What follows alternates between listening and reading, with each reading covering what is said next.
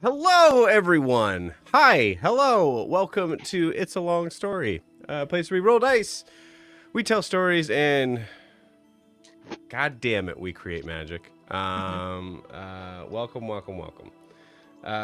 We are here with most of Miranda's feeling a little under the weather. We are here with most of the Mongoose Crew. Everybody, take a look at your camera, wave, and say hi. I'm sorry, I'm yawning. It was a long day. Hi. Hey. Hi. Hello.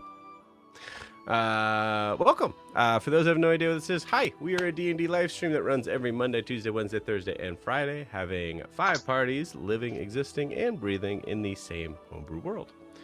The wonderful, beautiful world of Astera.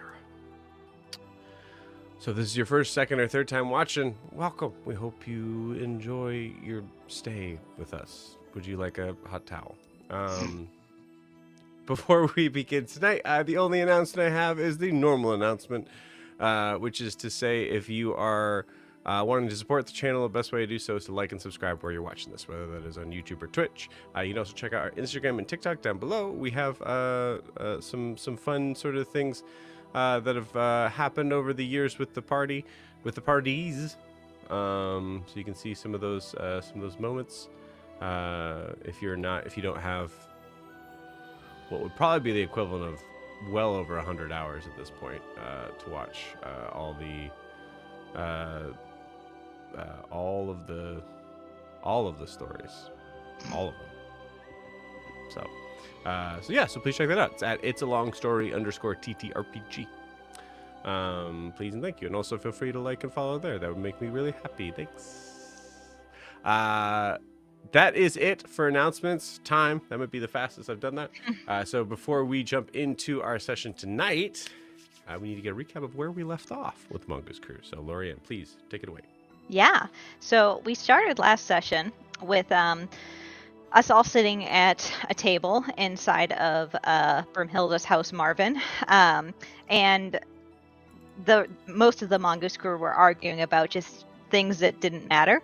And Milo noticed that Broomhilda started acting a little weird. She was barely keeping it together while the rest of us were arguing about things.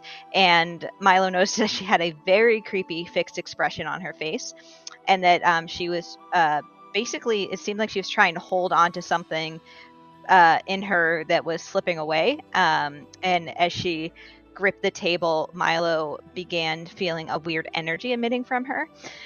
He touches her hand to see if she's okay, and for a moment Milo saw her as sparkling and absolutely beautiful, and immediately recognized what was happening was what happened to Wilbur a few days ago, where it's some sort of energy that the living light emits. So Milo alerts the group that it's happening again. And this is kind of the tipping point for Broomhilda as well, which Milo recognizes that calling attention to it made her lose control even more. So Eldrin attempts to cast calm emotions on her, and Eldrin and Broomhilda have a little bit of a private conversation in their minds, and after some tense moments, Broomhilda is able to get control back, and she inadvertently did some psychic damage to Milo, so Guar uses some cure wounds to fix that up, and Broomhilda tries to apologize and explain the situation, but Eldrin tells her it's not necessary and that we should get on with what we gathered to discuss. Guar takes that as an invitation to then say that before we get started and before we do anything else, we as the Mongoose Crew need to be whole. He directs that mostly at Wilbur and Eldrin, who are kind of in a not a fight, but a tense moment in their friendship right now. He basically tells them we can't have petty fights and that they need to reconcile. He is the mom equivalent of, I want you to hug, and then we can move forward. But Eldrin points out that the things upsetting her happened yesterday, and she's perfectly capable of working with Wilbur and the MC, or Mongoose Crew, despite her current feelings. Wilbur says he's also perfectly fine to work with Eldrin, but throws in a little jab of, because unlike Eldrin, he still trusts his friend. So there's still a lot of tension there, but Eldrin lets Guar know that he can't fix everything. Milo chimes in and says that really right now, Eldrin compartmentalizing, Wilbur saying that, Pause for 1 second, Lorianne. Sorry. Eating Mix thing. I freaking hate that. Okay, we're back. Okay. So yeah, Milo was saying that really Eldrin and Wilbur still having tension, but being willing to work together is probably the best we're going to get. Seren then also tries to reason with Eldrin and says that yes, what happened with Melivis could have gone bad, but it didn't. And Eldrin is not really having that. She doesn't believe that it justifies it, so she pivots the subject to Seren, and that figuring out her current issue of being ripped back into the Shadowfell by Venesepa is much more important than discussing her and Wilbur's feelings. So then we move on to trying to figure out what to do and how to help Seren. So Seren admits it's been a few days since she's taken a soul, and that's the longest she's gone. So she's not really sure what's going to happen next. So we as a group kind of discuss if there are any creatures that need to be taken care of in the area, like gnolls or things like that. Huxley also kind of suggests that we could go to Hazamal to find criminals who deserve Saren's punishment, but that's a long way away, so we're not going to do that. The group agrees that there's nothing else that we can do to help the family who they were helping out the day before. But Eldrin does say that we do need to warn New Moon about Alyssa and that the family is planning on hunting her down. We also discuss other pending things, such as ESEP, our allies who are going to meet us north of Grifton for a war council.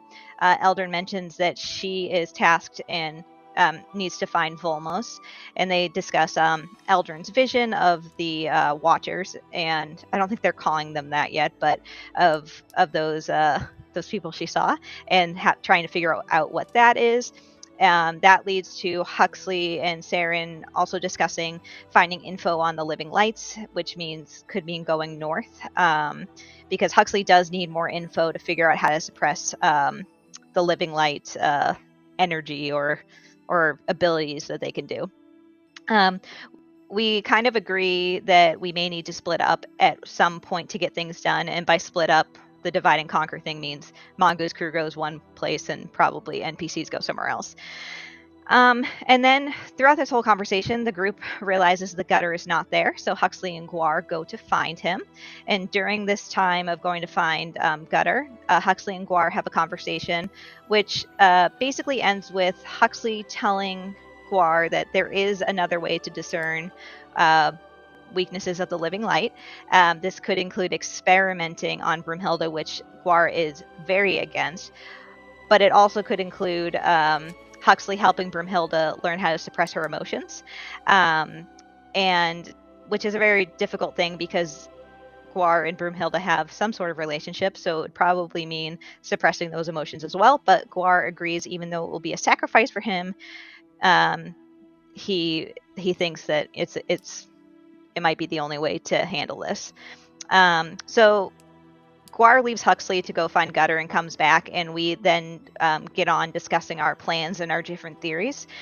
The main plan right now is to get Seren stable and meet up with our allies, and using the sending closet in Marvin to talk to them. So we also discuss, let's see. We also discuss Cerilius and where he is. Wilbur does fill everyone else in on his last contact with Cerilius and that he's no longer a Celestial. We then discuss that we all remember him with his powers, so those memories must not have been rewritten. And then there's more discussion on time travel and things like that, and maybe he never brought Tal to justice in the first place because he knew all along that if he got rid of Tal, then Broomhilda would never be born. But there's really a lot we don't know, and we need to talk to him. And then Raylar also presents us with a possible project with working further with blood and making the concoctions that him and Huxley were working on. Everyone's a little not so sure about working with blood. Eldrin especially says that she is not going to be trusting Raylar with her blood anytime soon, especially when we're fighting a group that says magic is in the blood. This leads to more discussion on who is Tal. Is he a lich, for example? I mean, he was using someone else's body when we saw him in the Shadowfell. And then after all that, Huxley comes back and he takes Broomhilda outside with him because he tied Gutter to Marvin's leg, and it seems like he's using this a way to get Broomhilda out of the house and maybe put her in a situation where she has to deal with emotions. Then we pivot over to, we do a bunch of different sendings. Raylor and Eldrin talk to Zaris, and Eldrin finds out that Volmos is in Maple Leaf, and we also discuss how we can trick Venesepa or help Seren in some way. And his advice is that we find the leeches and parasites of the society, so people who only bring society down, or who have an evil influence on the world. And his examples are gnolls, goblins, kobolds, basically lesser beings. So that is something that Raylor is going to take to Seren and the group who is going to end up going to help Seren in her current hunt. And then Gwar has a hilarious interaction with Merc and Kroga.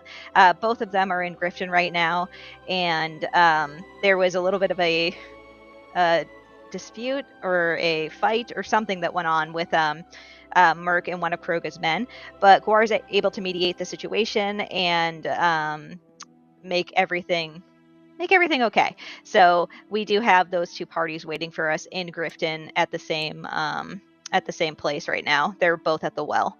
And then Milo has a fun conversation with Micah. It basically is just Milo being super nervous and then Micah agreeing to help and meeting us in Grifton. He just needs a few days notice before getting there. Milo's then informed by Gwar that his mother is now in charge of Brunte in place of Kroga. So we then get a fun conversation between Milo and Rosie. She is not happy at all for her new position as the chief of Brunte. But that conversation kind of leads to Rosie agreeing to send some men to help us in Grifton, as well as sending a lot of beef jerky for Milo so that he's eating. And then let's see. Other things, Broomhilda and Huxley come back. They made a hutch for Gutter and made it clear to him to leave the wombats alone. Eldrin went to the sending room while the group discussed finding things that need killing or need, what was it that Milo said? Need fixing or something like that. So Gwar is then going to go talk to his contact. Is it Sorsha, Mike? Thersha. Facilitating. Okay. Oh, facilitating. Thank you, Milo. Gwar is going to take some time to talk to her. It seems with the sending bracelets of the Tritons as well as Seren's sending ring. And while that's happening, he is going to join the rest of the group in their hunt, but not in the finding portion of it. But then the rest of the group, minus Broomhilda, Huxley, and Eldrin, go to hunt for Seren so that she can find a soul to take. Milo wolfs out, and they get a dirty 20 to their tracking roll, their group roll. And then we end the session with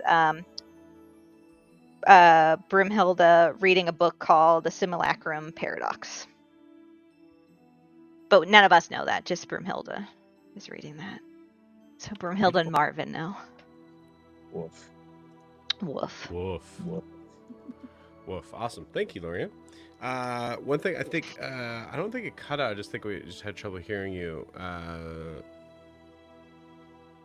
There was something that you mentioned along the ideas of there was a name, but it's not for sure that we know that name yet. What was that in reference to? Saoirse? Oh, Sorsha? Or? Was it Saoirse? No. Saoirse. Oh. But no, it wasn't that. It was before that. I don't know.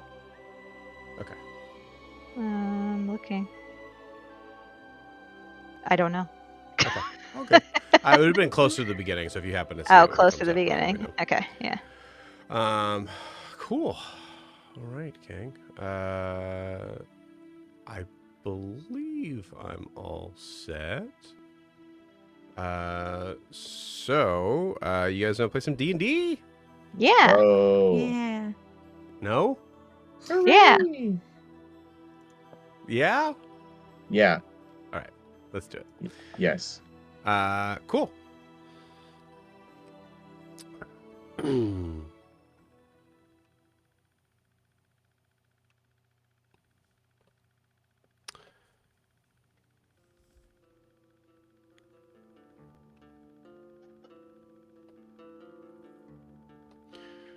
Okay.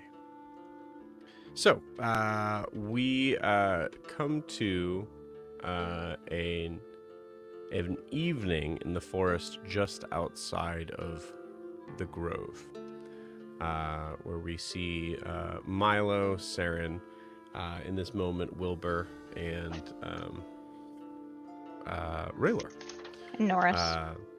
And Noros, excuse me. We see Milo is in his werewolf form.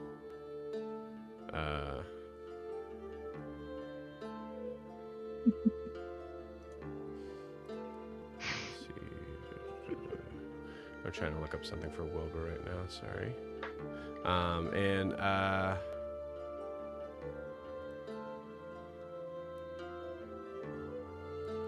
Beautiful. Cool.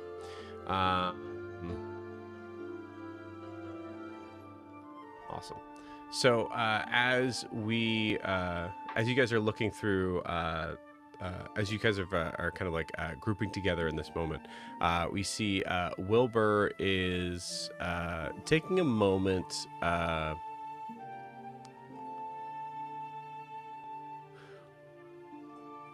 Where you see him kind of like wander off for a little bit.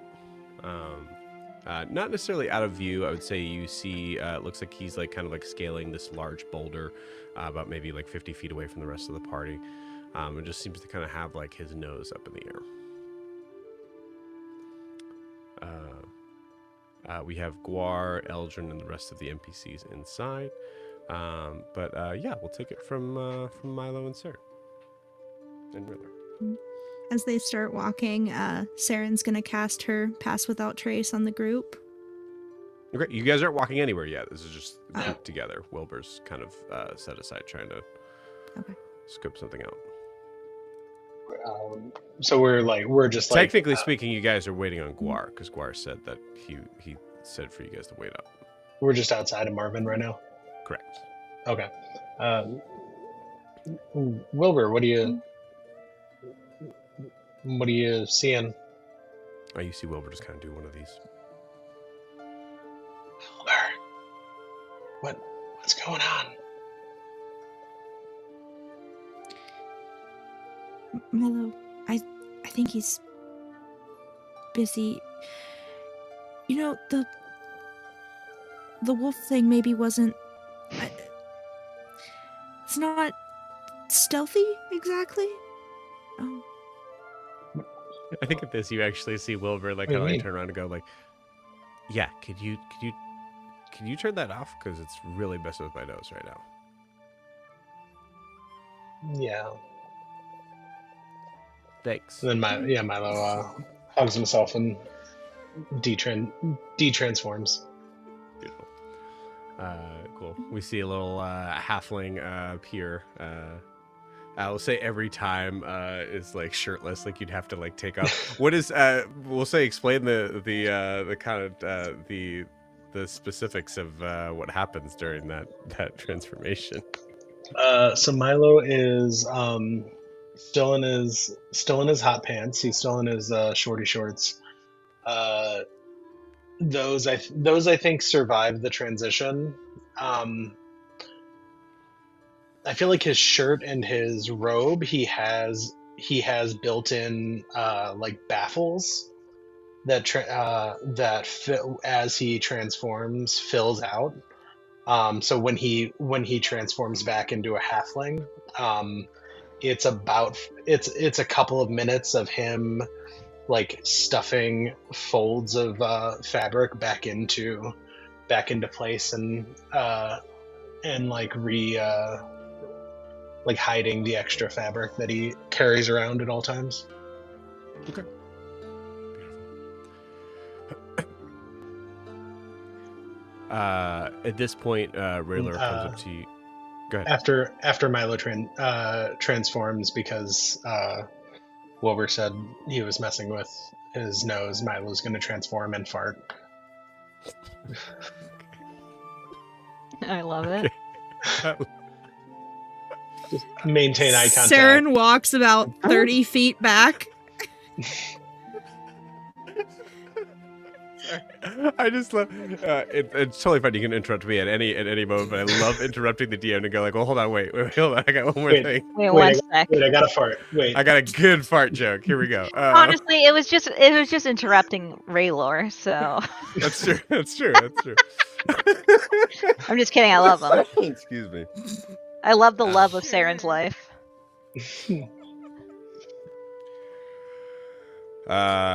Beautiful. So yes, I think you see Seren, God, Should we- Milo. What? we should probably go. It's the wolf upwind diet. I'm of- sorry. It does it. It- It just does it to me. I don't know. You didn't even eat anything while you were Okay. Oh my god. Also, so that happens. Yeah. You didn't seem to be screaming, so Oh yeah, he does that. okay.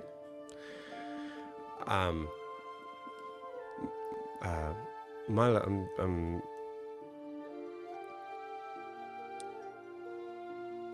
I'm sorry you have to endure that. That seems like it's probably painful and difficult.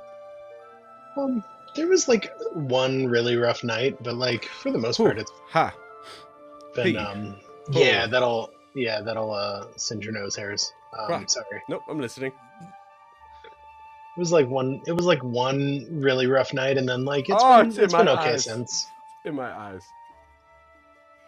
No, it's I feel not. like- You're just being dramatic. Ha! Yeah, Norris is like far off, like just rolling his eyes, like that Raylor's being so dramatic. Yeah. Like it's fine. It's fine. He's upwind saying that. Yeah, he's upward. He hasn't smelled anything. Yeah.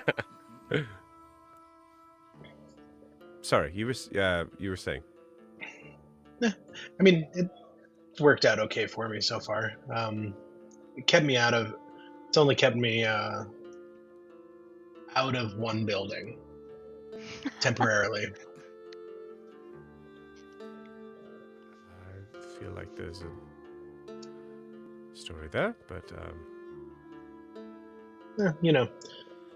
Wards and stuff.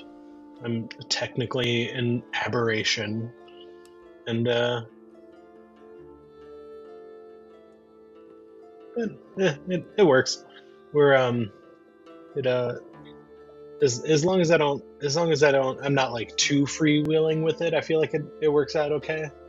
People get real concerned if they aren't expecting it, like I imagine you were.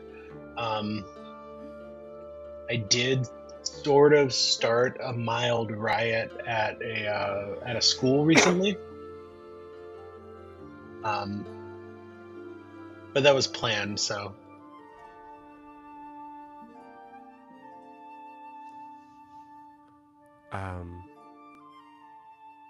all right. we all he have does our, he does we mean all have that our school, burdens. by the way. That's what they were doing, I guess, while I was looking for you. Okay. Mhm.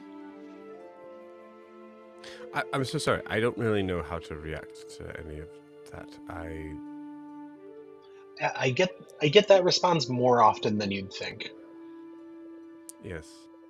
It gets a lot weirder too. That's Well, just the beginning of it. Let's put a pin in that. So, Seren, I know you want me to join you for this this hunt, and obviously I do want you to be successful. But that might be the reason why maybe it'd be best for me to use my talents elsewhere for now. Any healing you need, I can definitely be of assistance there, but I don't. You were always more of the hunter than I was. Even with me. I guess.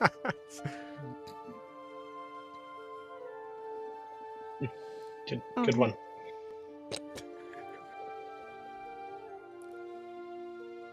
There's a certain point where Kayla just messages me, "Hey, can you make my guy not so lame?"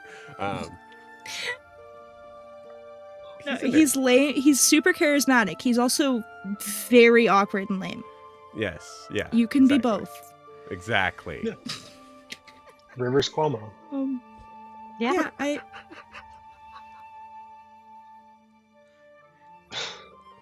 Go ahead. Yeah, I guess I could use a little healing. The thing that Eldrin did that we weren't supposed to see kind of, I don't know, did something to all of us. Oh, okay. Well, yes. I think I have some leftover power here. And then you have his character sheet. You can go ahead. Yeah, he has a healing light. Perfect. A healing light pool and healing word and all that.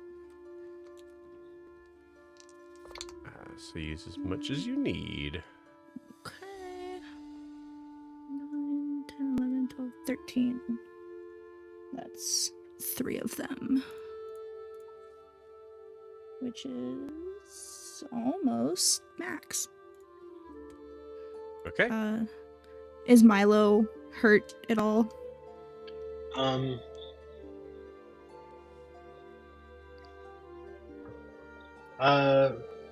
I mean, yeah, you could use like he's down 27 points. Okay. So As not, is like, Norris. Well, if he's not gonna fight, And I'm assuming guess Wilbur I is too. I don't. Is Wilbur's not fighting with us Wilbur's not coming, either? yeah. Okay. I was ready to place. 3D4. I'll just use his other. Oh my gosh, where did it go? Other healing lights. That is 5, 9, 11. I'll take 11. Thank you. And then is there any leftover for Noros?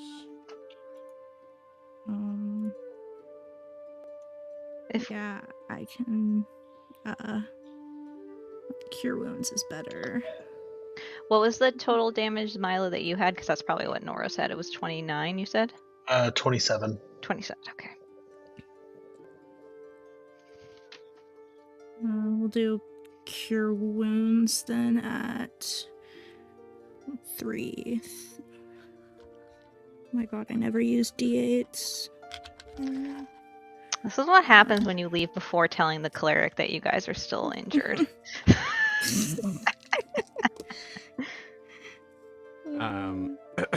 Cool. 15. Ooh, nice. He thanks you. Or I guess he thanks Raylor. And Milo's just one of those guys that like walks around and somebody tells him his hand is bleeding or something. Yeah. I completely forgot. Yeah. I completely forgot we were so injured. I just looked at my character sheet and I have 46 hit points out of 101. So Eldrin's not doing too hot. Yeah. Yeah. Yeah, you need a nap. Yeah. No, she's gonna be emotionally vulnerable in the sending closet. It's fine. Cool. So, meanwhile, Wilbur comes back. Huh. Someone roll me a d20 for Wilbur.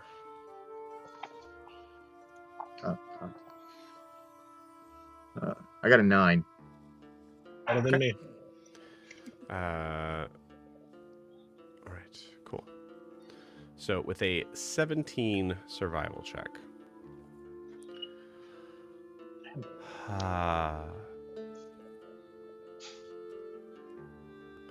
There's about seems like maybe like 3 or 4 hours out.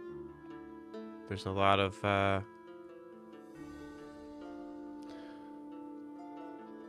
figures that kind of spell like Milo. but worse.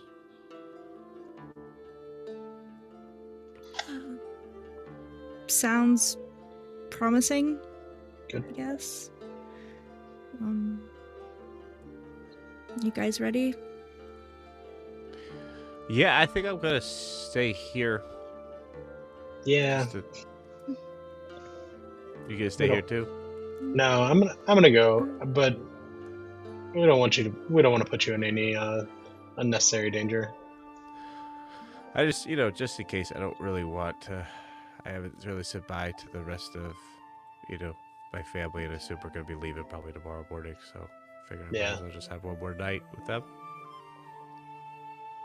We'll be back soon. That makes sense. Okay. All right. Don't die, or else I'll feel really bad about it. Before you guys leave, I make no promises. I think I come out and I'm like standing at the railing just to call you guys down. Hey, I don't think I should go with you because I'm not very stealthy. But I really want to fight. So if you need me, do you have a way of calling me? No, you kind of have the ring. I toss it down to Seren. Just into Seren. We Can spend I- the next 20 minutes looking for it in the grass. Yeah. I poke my head out of the sending room and I say, Guar, you need to go with them or you're not going to be able to find them. But I can't go because if I go, whoever they're hunting will be alerted to our presence. You could always scry on us.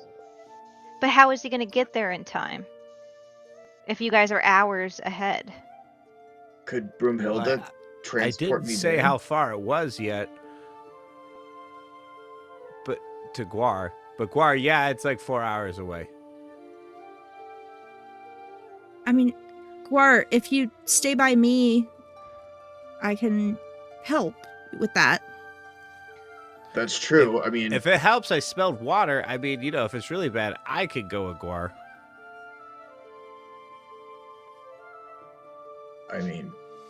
Assuming you guys don't get brutally massacred by something along the way. I don't think that's gonna happen. How about Guar does his conversation and you guys wait for him and then he comes with you? Too. Above board before the session, we discussed. Yeah. Oh, okay, sorry. That we were leaving him. Oh, Yeah. I didn't know that. I wasn't here. Guar is just like wants I to was fight pooping. so bad. Guar wants to battle so bad, but like, no, I need to stay here. I have important things to do, and Guar, I apologize. I apologize that I made it more difficult. No, you're good. Guar, Very just natural. hang out with Broomhilda. Send your messages that you need to send, and we'll be back. okay, but Well- don't die. We'll contact problem. Wilbur. I already told them that. Yeah. You did? Yeah. Well, don't die twice. We'll contact Wilbur if we need you guys, Okay. and he can find us. Eldrin uses the sending room and sends to Noros because he's down there, and she says, Okay, cool. and It's she like texting says, from the other room. "Yeah, That's texting from the great. other room." You can hear it like piecemeal, and she Guys, goes, yeah. Okay. All right. Yeah. Give me a second. Honey, you're like 30 feet away from me. "Yeah, well, I just wanted to have a quick private conversation. I love Seren and Milo as much as we all do, but if it's a choice between your life and theirs, you make sure you come home to me, okay? Okay. I will tell them that you love them. Thank you. I love you too." Am I still on or? Yes, you're still on. Oh, okay. All right. I love you too. Okay. Bye. Be careful. Brutal. Okay. Eldrin's brutal. Yikes. Hello? Okay. Hey, Norris. Hey, Eldrin loves you guys. Oh, that honestly, that seems like progress. Oh, I didn't tell you the second part, but You don't need to. I'm gonna take it as progress. So if we're heading out, we should probably head out. Everybody got their water bottles and trail snacks. Norris just looks at you. What? The camera looks away and looks back at Milo. He's in full scout leader gear. You hear Milo go, you can turn it back to the sticky werewolf now if you want. I can only do it once a day. That's fine. I will say above board, I would not want that to be the reason why you were only able to use it once a day. And It would be so Milo. For emotional manipulation, Milo's going to say, I can only do it once a day, and he's going to start walking. Oh. Sorry. Cool. And you guys head out. Meanwhile, upstairs, we have Guar and Eldrin. And who else is in here? So we have Broomhilda, who's upstairs in her room. Huxley. Huxley, who is probably just at the table. Probably carving into it. Yeah, he's carving an anarchy symbol. No, I'd say he probably actually is. I would say he's upstairs. He's in the library, looking at some of the books that are there. And Raylor is just walking in now. All right. Well, let's get to studying. I know you guys have. Sorry, I'm just very excited. I like to. Don't mind me. Do your thing. Okay. All right. And he goes upstairs. Bye, Raylor. All right. Who's first? I feel like Mike's been waiting a while to have this conversation. Yeah. Yeah. I will. So that means Eldrin walks out. Eldrin will just be like, okay, well, I'm going to go into the sending closet now. Bye. Bye, Eldrin. Bye, Guar. Oh, because Guar is going to do this not in the same closet. Got it. Right. Yep. Yeah. I put the bracelets on. And then I kind of get myself ready, and then I look up out of the corner of my eye, see Huxley over there.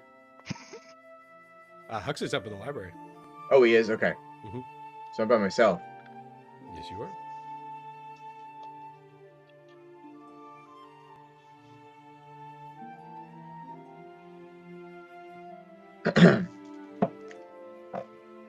Saoirse, it's Guar.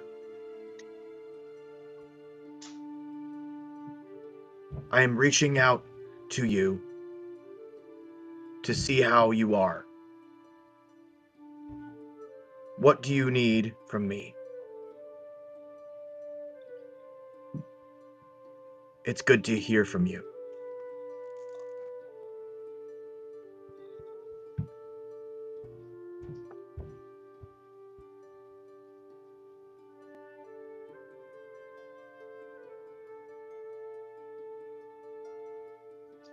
No response right away. I'd say it's a good 30 seconds of silence. There's a certain point where I think Raylor actually leans over the railing. And sorry, just really quiet in here. You okay? You doing? Oh, you're doing that. Sorry. Yeah, just waiting on a response. How are your books? Great. There is a lot here. So, but I don't want to interrupt if you're, in the middle of. Yeah, I'm on it. Right. Yeah. Right. Yep. We'll talk later. Yeah. Okay. So go back into the. Yeah. Because. Oh, sorry. You're I'm talking now? on a. Yeah.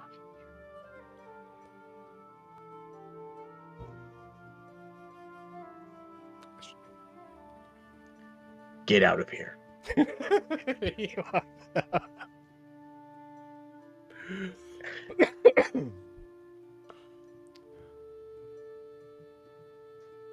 Holy shit. I knew it. Oh,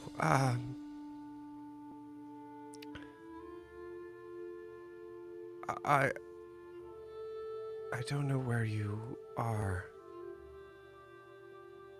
but,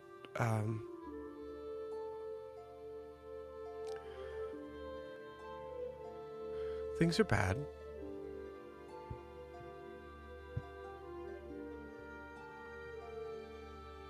Father's locked up. Not sure why.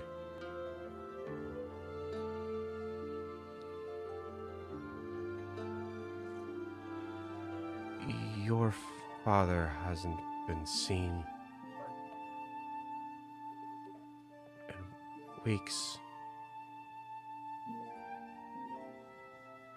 But we think that's because he's held himself up in the castle.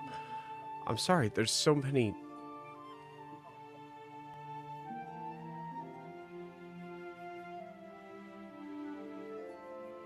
Where have you been?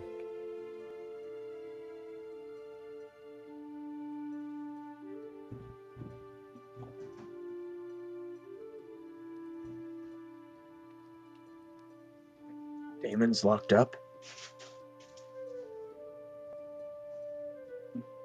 He must have really done something.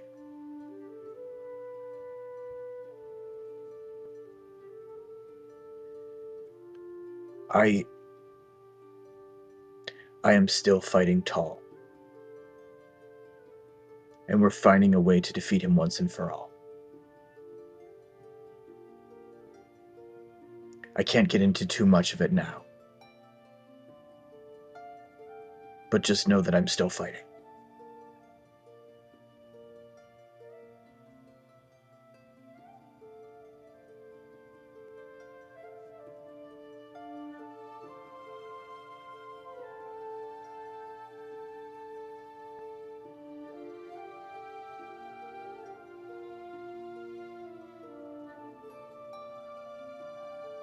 Okay.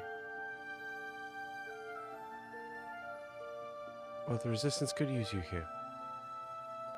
But I assume whatever you're doing is important too.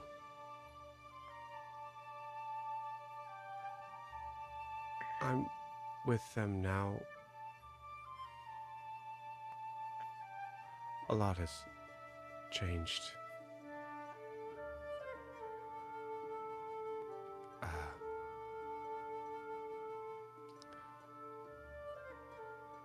The rival of my father is now with us. I've been staying with his family for the past few days.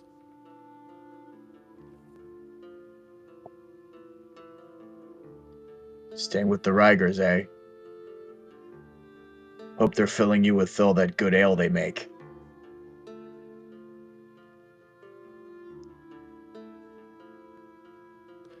How do I know it's you?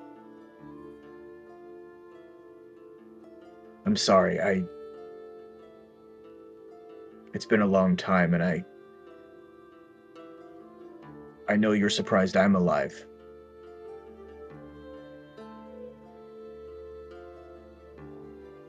Tell me something only I would know.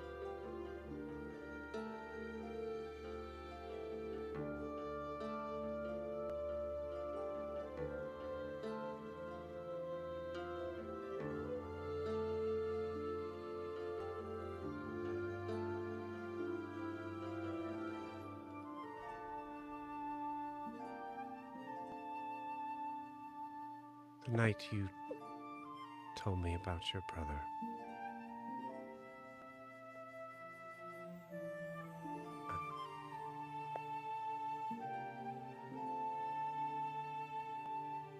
what he did to your mother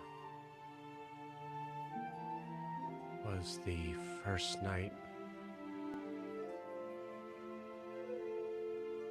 I tried that awful brew. And it was only to make you smile.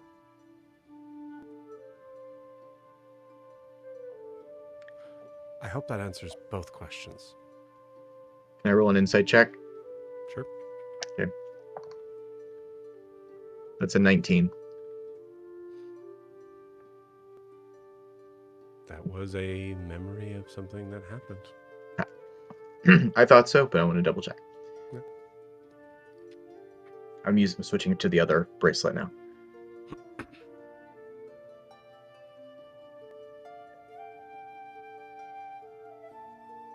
It is you, Serge. You really did hate that beer. Pity. But more for me, I guess.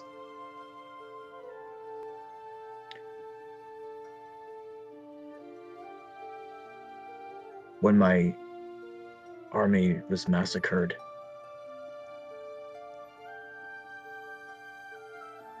there were moles in my army that gave us away. It's hard for me to trust now. Forgive me for asking. I am a servant of Bahamut now. It's helped a lot. I know that's way more than 25 words. Sorry. We're in generalities. Okay. Oh.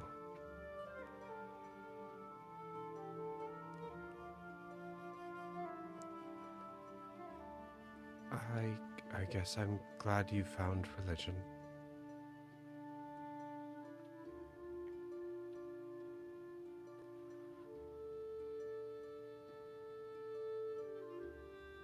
Hard to find that here. Bars are quieter. Streets are more violent.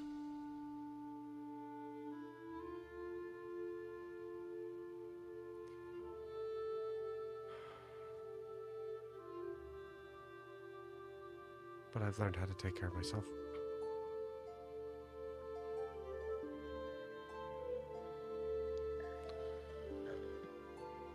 You've always been a warrior, even if you don't wield the weapon all the time. I've always admired that about you. You're more of a warrior than I've ever been.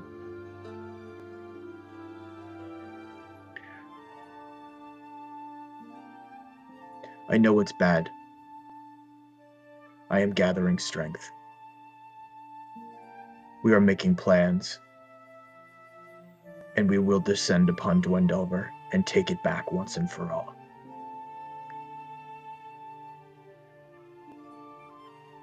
I beseech you to give me some more time if you can. We need to find Tull's weaknesses, and we are working on that now.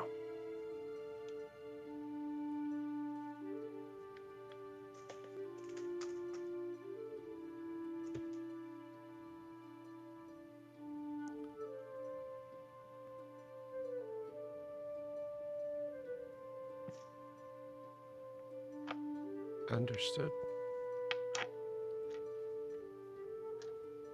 I will try to buy you time.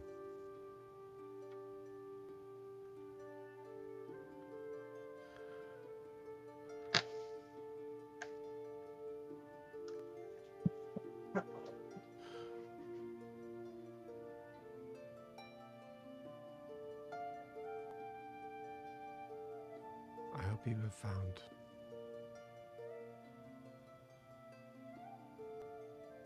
proper comfort wherever you are.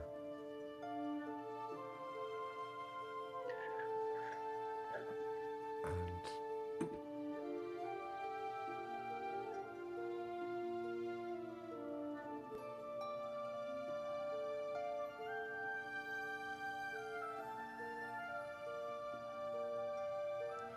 know that you're very missed here.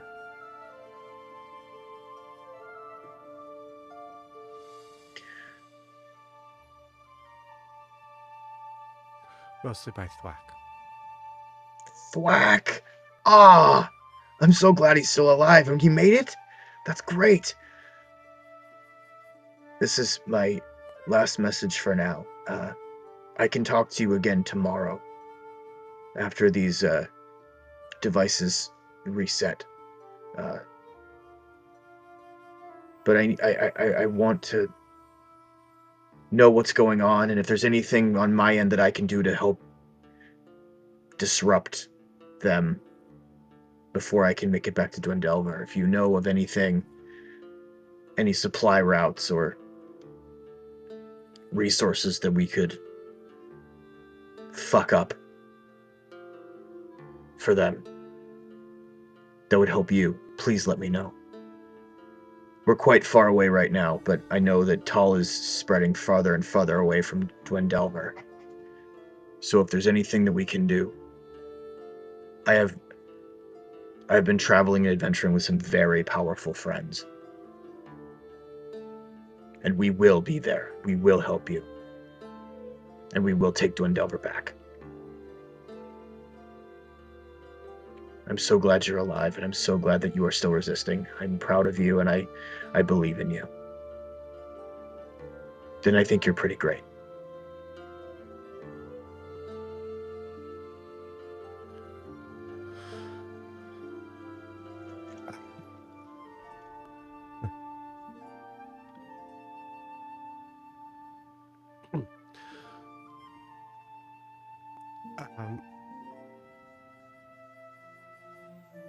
Our contacts have told us that Mateus, Master Arroyo, as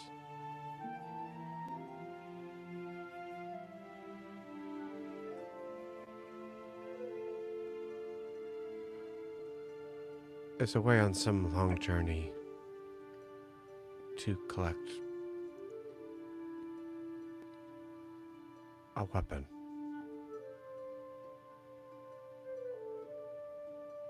We were unable to procure the destination, but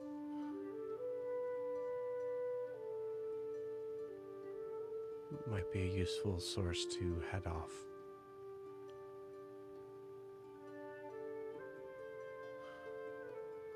I will try to find more information if I can, but if I don't respond, please know that I'm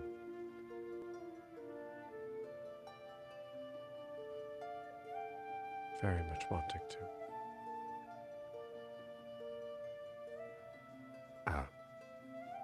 Just safety. Being a rarity.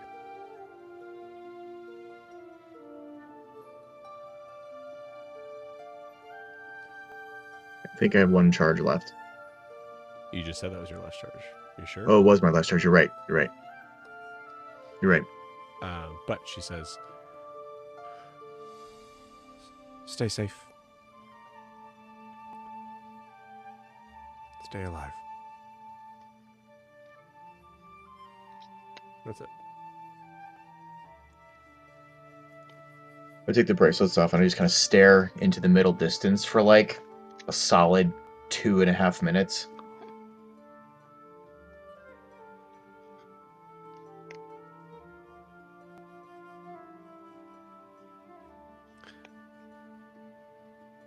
Sorry, so there's been enough time that had passed. I was just checking in. Ah! Why are you still here? I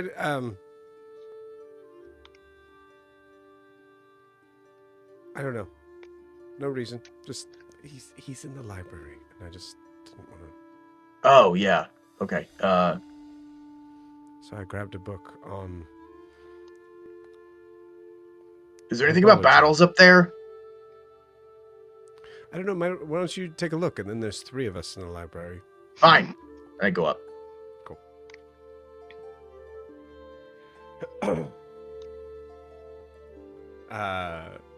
Cool. Meanwhile, Elgin is sending room. Yeah. So Eldrin has two people in mind that she wants to talk with. She wants to talk to Catherine, and she wants to talk to her mother. Right now she's pacing, not very far because Sunning is a closet. She's pacing You're, back and you, forth. Yeah, just you in don't even a circle. you have room to stand. That's about Okay, it. all right. You hear from up above the stairs. It'll get bigger. So she's okay, instead of pacing, she's kind of like tapping her foot and thinking very deeply about which one to start with. And then she's going to sigh and then say, Catherine, do you have a moment to speak?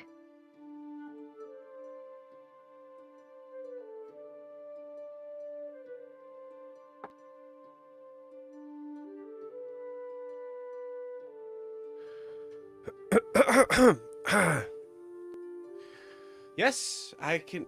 Please, you gotta move. Yes. Am I interrupting something? I No. can talk later. I assume this is important.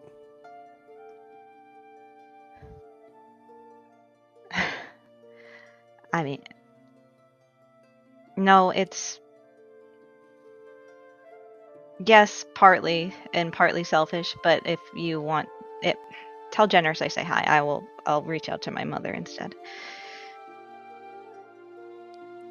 Why would you assume? Why would you assume? Elgin says hi.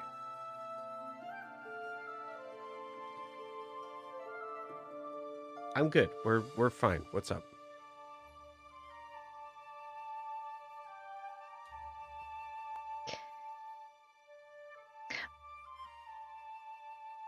Was I a bad friend before everything happened?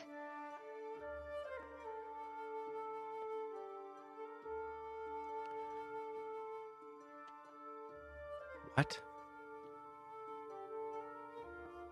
Was I a bad friend to you before our falling out?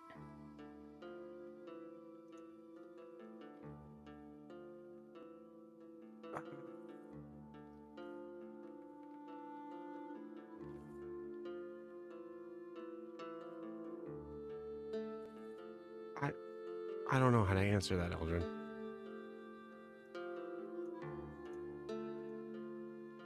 It's just that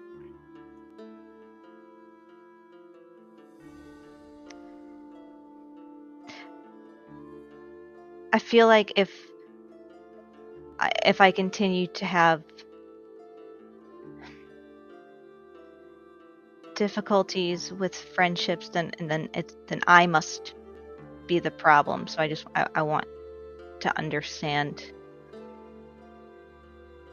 I know I can be difficult, and I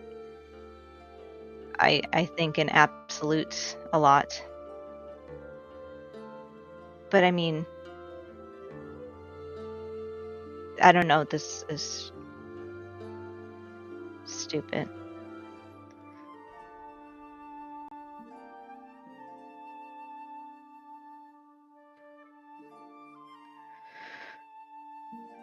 You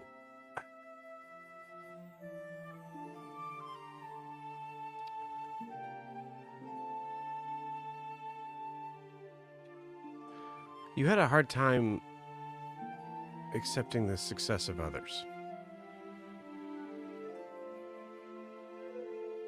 We were both pretty competitive growing up. But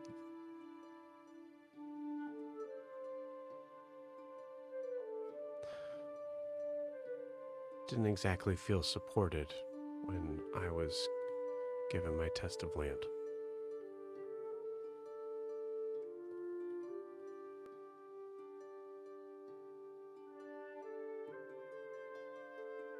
Oh, because I felt like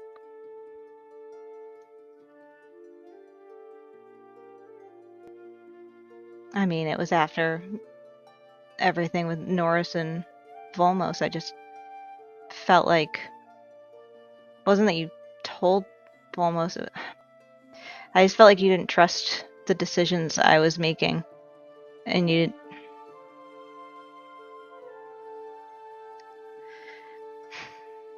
I never stopped to think about what me cutting you off did to you or how it made you feel. And I'm sorry.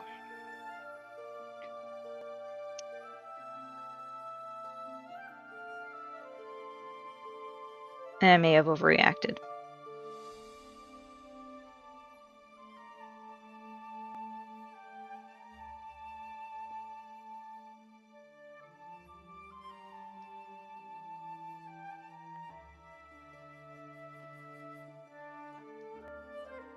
Listen, we were both not great to each other. It's not a big deal.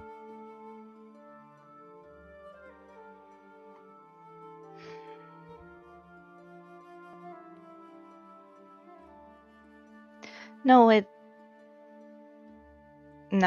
is. I mean, yes, we had a friendly rivalry, but I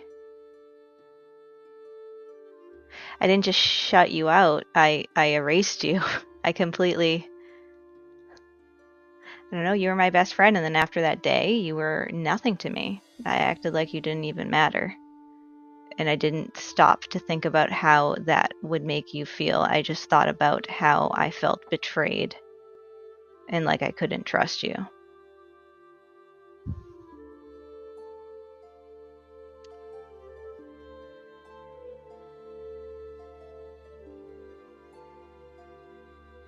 And that was very selfish.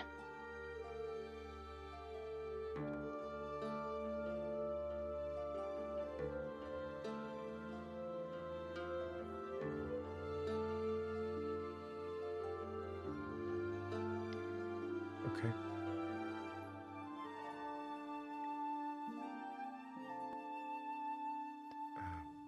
Thank you. Yeah.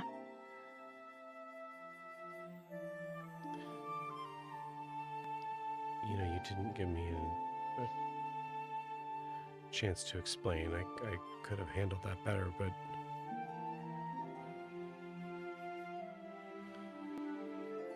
I don't know if it was because you thought I just enjoyed the drama or what, but I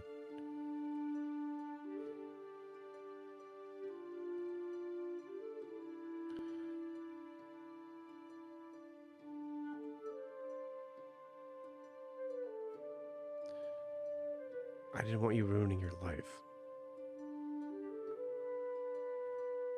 There wasn't anything I could do about it, but there was something that doesn't matter now. Clearly, I was wrong, and you're happy. So, and you're still Princess of Honoria, as far as I know. So,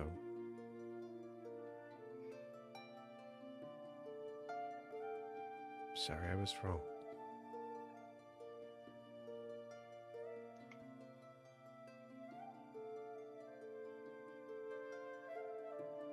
Everyone seems to underestimate Noros because of where he was born. And no one seems to want to even take the time to get to know him, at least the upper class. And that's infuriating, because he is a better person than me, than you, than the entire ruling class will ever be. But that's not an argument we need to have. I know that that's not the point of this. I think part of it is that I feel I have a duty to defend him from how cutthroat the court is.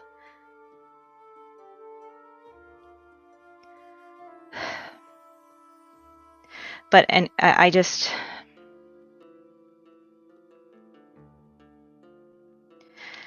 I'm not in a good place right now with most of the people in my group. And I needed to make it right with someone. So I know that it's been years and we can't go back to how it was, but I hope that we can move forward and build a relationship again.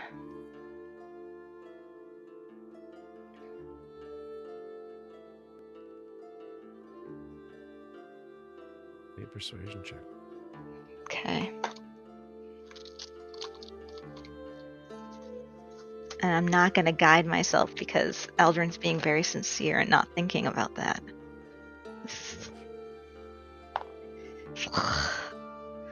It's a 3.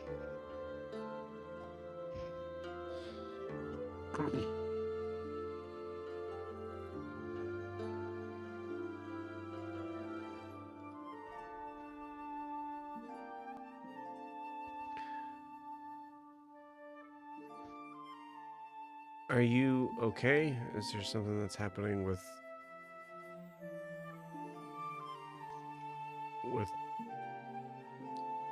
your friend, with Wilo or something? Wilbur. What? Wilbur. His name is Wilbur. Are you sure? Yeah, I'm sure. Thought it was like Wilo. No, but I'm sure there's a Wilo here. They all seem to have W names. No, things aren't good with me and him. I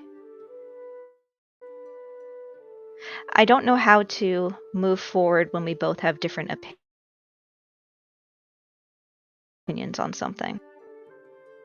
And I don't know how to move forward when my feelings and thoughts on the matter are invalidated and I'm told by countless people in my group that nothing bad happened, so move on. Because something bad could have happened. And I need to be able to trust that the people in my group will think about that before they make a decision.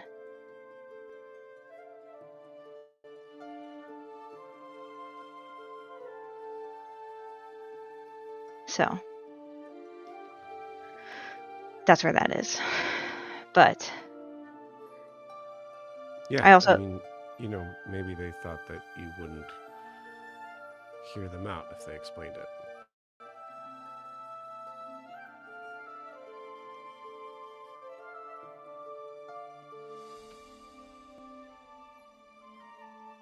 okay. But what if they're not hearing me out? Well, what does that look like for you?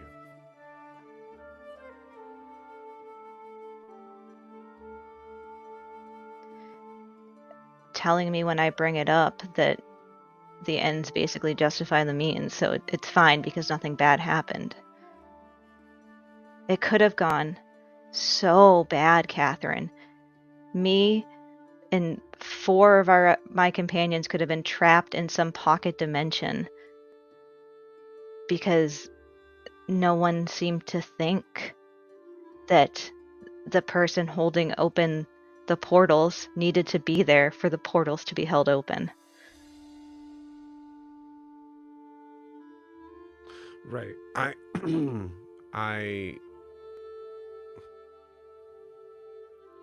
God, it doesn't matter. No, what? Say it. I was saying what would that look like? What would them listening to you look like? Of validating your opinion, what would that look like?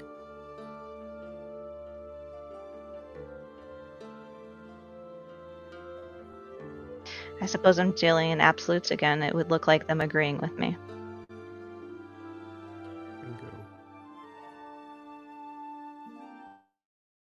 But I don't understand how you can move forward in a relationship if you aren't on the same page.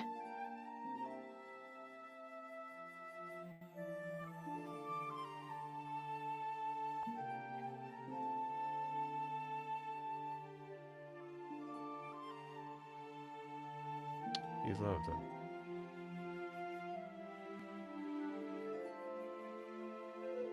That's the start of it.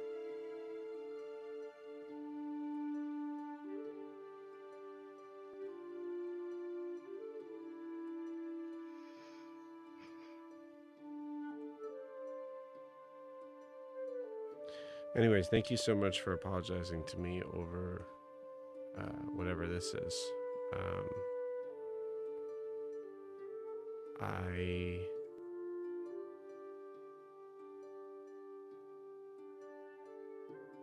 You know what? I guess it's a start.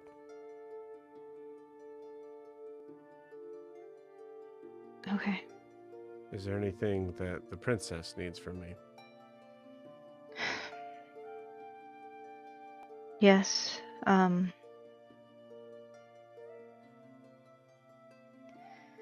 We talked briefly when I was still in Honoria about my friend Seren, and her deal with Beneseppa. You mentioned the Raven Queen, and before we went to the Shadowfell, and maybe going to her you described getting to her could be deadly, but maybe beseeching her for help. The problem is that I'm not sure. I don't know. I was hoping that you could. Zaris is doing some research of his own into deals with gods and trying to figure that stuff out. But right now, what she needs to do in order to stay alive is something that I can't help her with morally, and I don't know how to handle that. So, do you think the Raven Queen? You mentioned that Persona had a deal with Beneseppa, and that's how he gets our souls. Do you know if he has any relationship with the Raven Queen that I can utilize?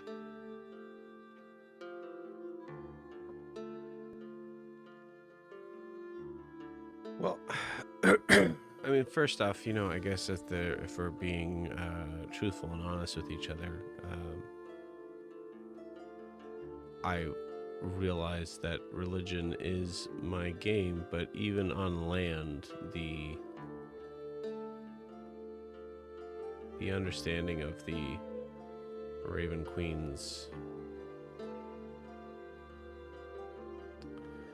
deific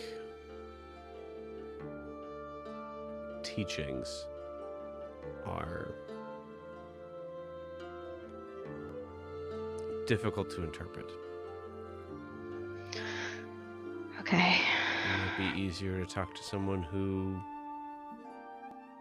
has some connection. I'm just being honest with you. It's going to be easier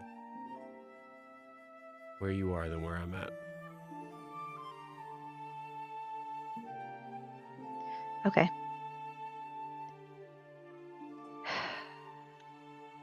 I mean, Algin, there's a book here that literally says that the Raven Queen isn't real.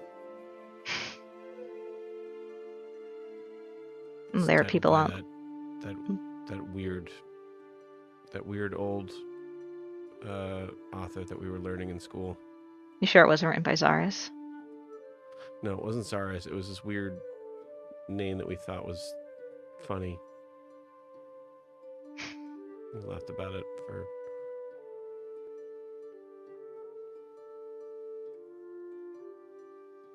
Anyways,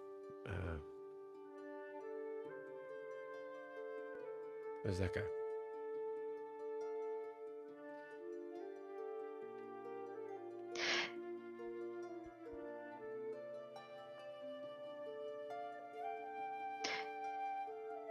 I will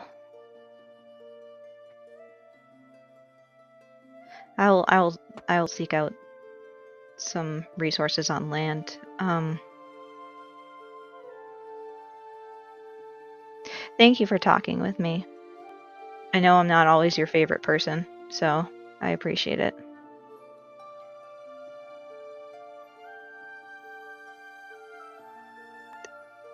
You were. But, yeah. No problem. I will, I still have some contacts on land, too, so I can continue trying them.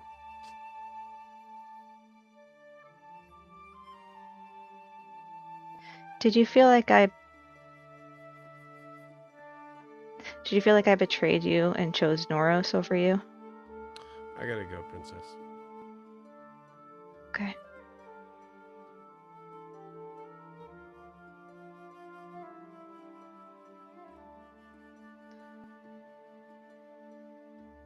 Thank you.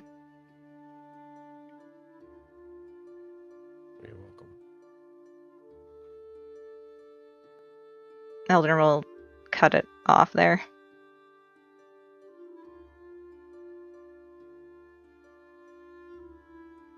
She sits down and puts her head on her knees for a little bit. The moment that you think of, like, I think in my interpretation of Elgin, there's an immediate sort of thinking of, like,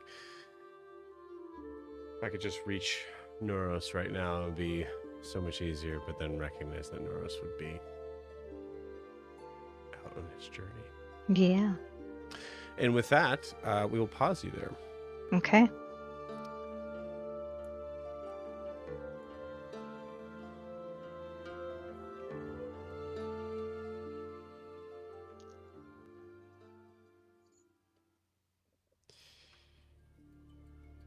Seren. Milo.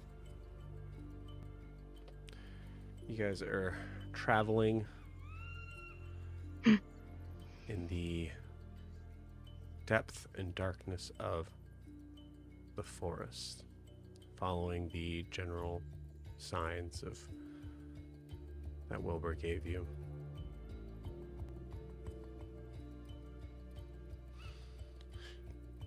Roll me a perception check.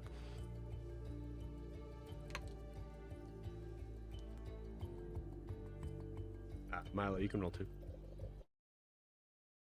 28. It was a nat 20. 4.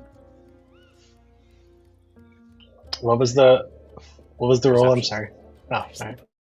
I thought I got out of it. Damn. For 27. 27. Nice. Okay, cool. I did roll for Noros, and it was really good. So yeah, cool. Good for him. All of you. Oh, sorry. Yes. Is Gerard with us since we don't have Raylor? It certainly can be. Yeah. Okay. Yeah. Cool. That reminds me, I need to make a new mini for Gerard. Cool. So as you are moving, you're about maybe we'll just say you're about 2 hours in, so about halfway there. With your perception checks, all of you. At first, you don't notice very much of anything. There's like the occasional sort of shaking of a nearby brush, but whatever the creature that would be in it, you do see. I'd say there's probably one moment where Gerard kind of goes running off after it, and then you hear a very quick squeak, and Gerard is having his evening meal. But nothing that seems to be of danger.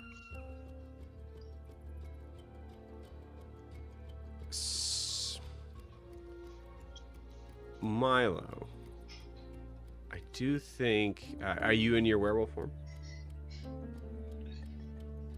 Yeah, he would have changed back. Okay, cool. I do think you would have noticed this first. You get a familiar sort of scent of wet hair. About, say from your nose and your perception here, probably about maybe like a quarter of a mile off.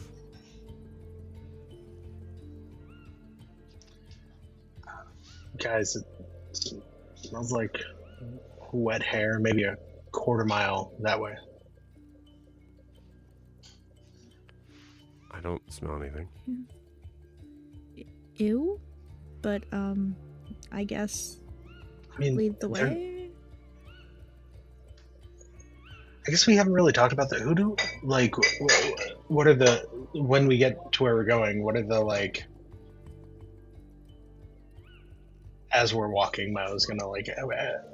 When we get where we're going, what are the like guidelines? What are who are we who are we trying to facilitate and who are we trying not to facilitate? How do we make that decision? Well, I think I'll try to just apprehend as many as I can. And how about one? How about just we don't get into a massive fight that Each? we can't handle? No.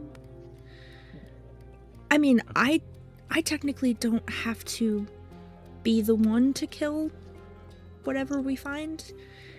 But I mean, we just need one. And I mean, unless we take some as prisoners to save for the coming days. I don't like that I said that. Yeah, It would work though. Like a soul larder. That's it's a little messed up. Mello, you're literally a werewolf. What? Okay. Also, what did you mean it gets worse? What did you mean?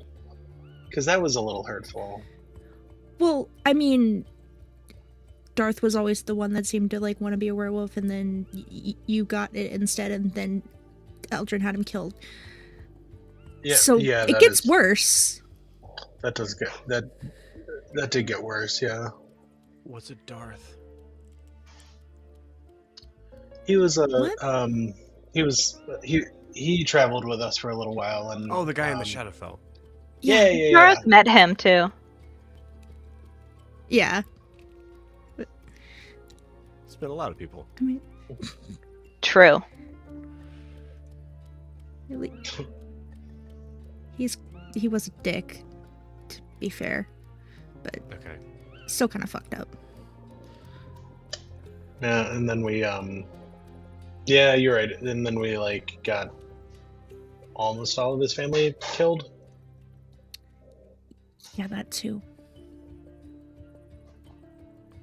Except for his brother. I can't for the life of me remember his brother's name, and I know I've met him so many times. He literally turned me into or no, he didn't, but he like I hung out with him at his house. You mean you just say it was Darth? Demorin? Demorin. That we saw Demorin, literally yesterday, Milo? It doesn't stay in my brain. I don't. Demorin. Okay. Demorin. So was Demorin the one that we found in the Yeah. Shadowfell? No, that we was found Darth. him with the family. Demorin was with the family. Darth was the one that was running some sort of scam. And Oh yeah, the guy that had like Mhm. white hair but looked really young to have white Yeah. hair. Yeah. Okay. The one that feels the pain of all of his dead family members. Well, not anymore. He Well, feels yeah, felt. seems he feels everybody's pain now. Damn. That's worse. Yeah, that got worse too. Yeah, Yeah, so you're right. yeah. So anyway, when we get to wherever we're going and hopefully find bad people that deserve killing, Yeah. let's not rush in. Can we all agree on that? Yeah. Yeah, I can. Like, keep it stealthy and not make a scene as much as the two of you concerningly want to. I mean, I don't know where you're getting that from. I don't want to make a scene. Scenes kind of happen sometimes, but I get it. If the scene happens to happen, I'm gonna, spring on it and just... Noros, if you get us all killed, I'm gonna tell Eldrin on you. How are you gonna do that? You got us all... Figure it out. I got you all killed. I'll sign another contract I can't read, and I'll mean, figure it out. You're good at that. Mm-hmm. Genuinely, if anybody's gonna kill you after you get them killed, it's gonna be her. Yeah, that's fair. All right, fine. Yeah.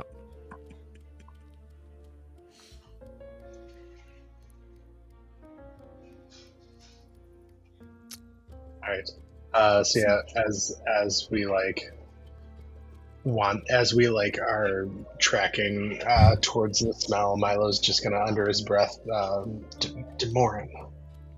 Demorin. It's just, it's like I've been around you guys for a lot longer, and I just feel like a lot of the questions that we're recently asking, like we're asking the new guys.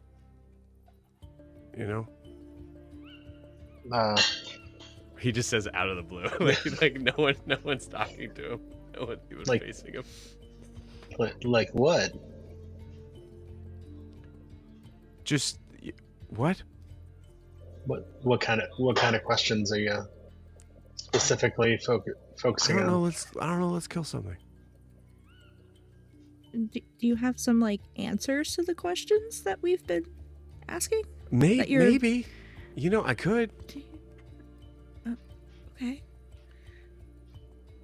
You know anything about the give me source one of Tall's answer. power? Or... It's probably based on fear. Mm-hmm. Okay, all right. Don't look at me like that. Yeah, fine. All right. I just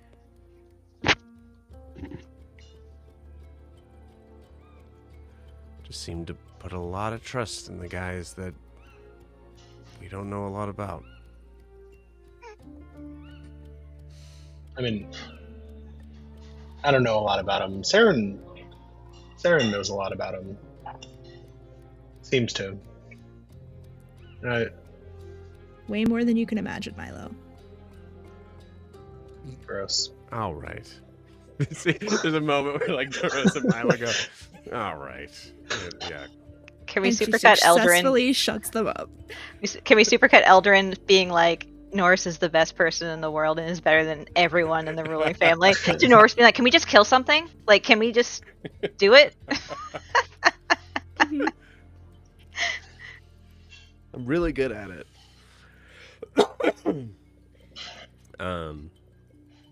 Yeah, cool. That continues for a while. I would like a stealth check. We'll say as we get to hour 3. Am I rolling for Norris? Oh, no. Yeah, go for it. Okay. He has disadvantage, I think. Who rolled a religion check? Why does it say that?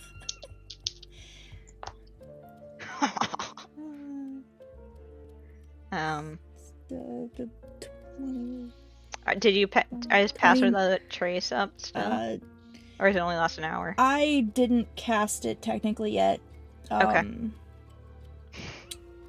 Right. I mean, you guys if- are still an hour out from where you assume to be at, but Yeah, I would say that she was gonna wait to cast it till they were getting closer. Okay, Um, alright, cool. yeah. I would also So- say that there is a point that like Milo, you caught the scent of something, so I'd say you are probably able to kind of hold on. I'll say give me a survival check. Norris rolled a 5. Well, don't tell me that yet. That was a 15. 15. Okay, cool. With a 15, you're able to kind of like hold on to the scent. You get the idea that it's getting closer. I'd say at this point of making this stealth check, probably closer to about maybe 100 or so feet. Okay. Should Okay, I- so that's less than an hour away, right? It's Okay. right at that point. Okay. It's right Yeah, at that she'll- like kind of like 3 hour mark. So Yeah, she can put up pass without trace then. you got it. So they've got an hour of that. So 5 So- becomes a 15 for Jeez, Norris. that's 9 becomes 19. That's great. 29. Look, he brought someone in plate armor, okay? 39.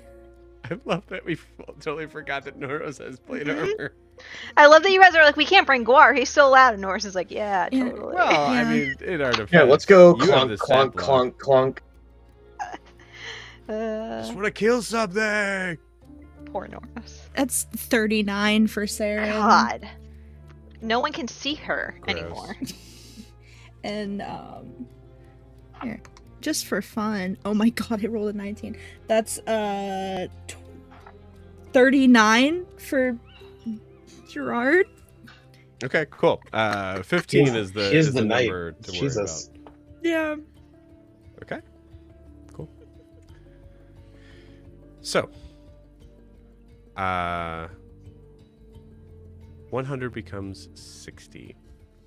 And at this point, Milo, you start to notice that at about 60, you guys are getting closer, and then you're keeping pace, which tells you that the creature is now going back.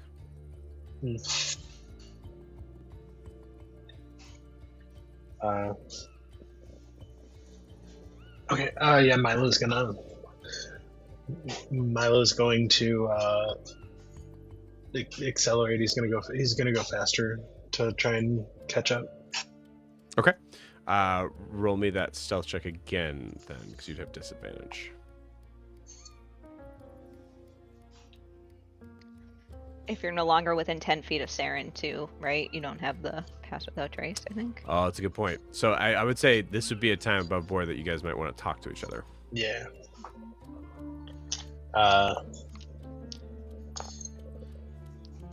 Yeah, If you think Milo would. Yeah, Milo would say something like it seems like they're on the move, and then he'd try to catch up, but he'd step out of the pass without a trace and like kick a rock into a log and make a bunch of noise. And then stop where he is and wait for everybody to catch up with him. Okay, fair I enough. can get back in. Okay, so in that case, that means you're not trying to gain on this creature. Not alone. As he That's sees the difference of the choice. So that's like that sort of, as she sees him start to go and then stop, she's gonna unfurl her dragonfly wings. Okay. And like gesture to Milo, like, do you want me to? Should I try to go catch up? Yeah, maybe at least see what we're looking at. And so if I leave them same thing. there, Yeah. same thing. Yeah. But I mean, if we're staying still and you've got pass without a trace on you, yeah, it's on me. You're going ahead. Like that makes way more sense. Mm-hmm. Right. So yeah, you still have pass without trace, but they would lose it. Right. But we don't. Okay. We're not like hiding. Like we haven't seen any. Right. I would just say Potential also danger for over the this way. record, Yeah. once I believe, I'll just check this to make sure, but I believe once you go out of it, you're out of it. I believe. Let me check. Oh, is it not a like area of effect thing?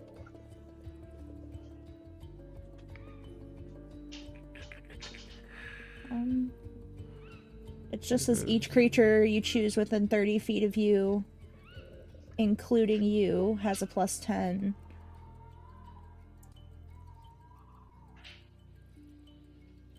Yeah, so I guess you could probably get back into it, huh?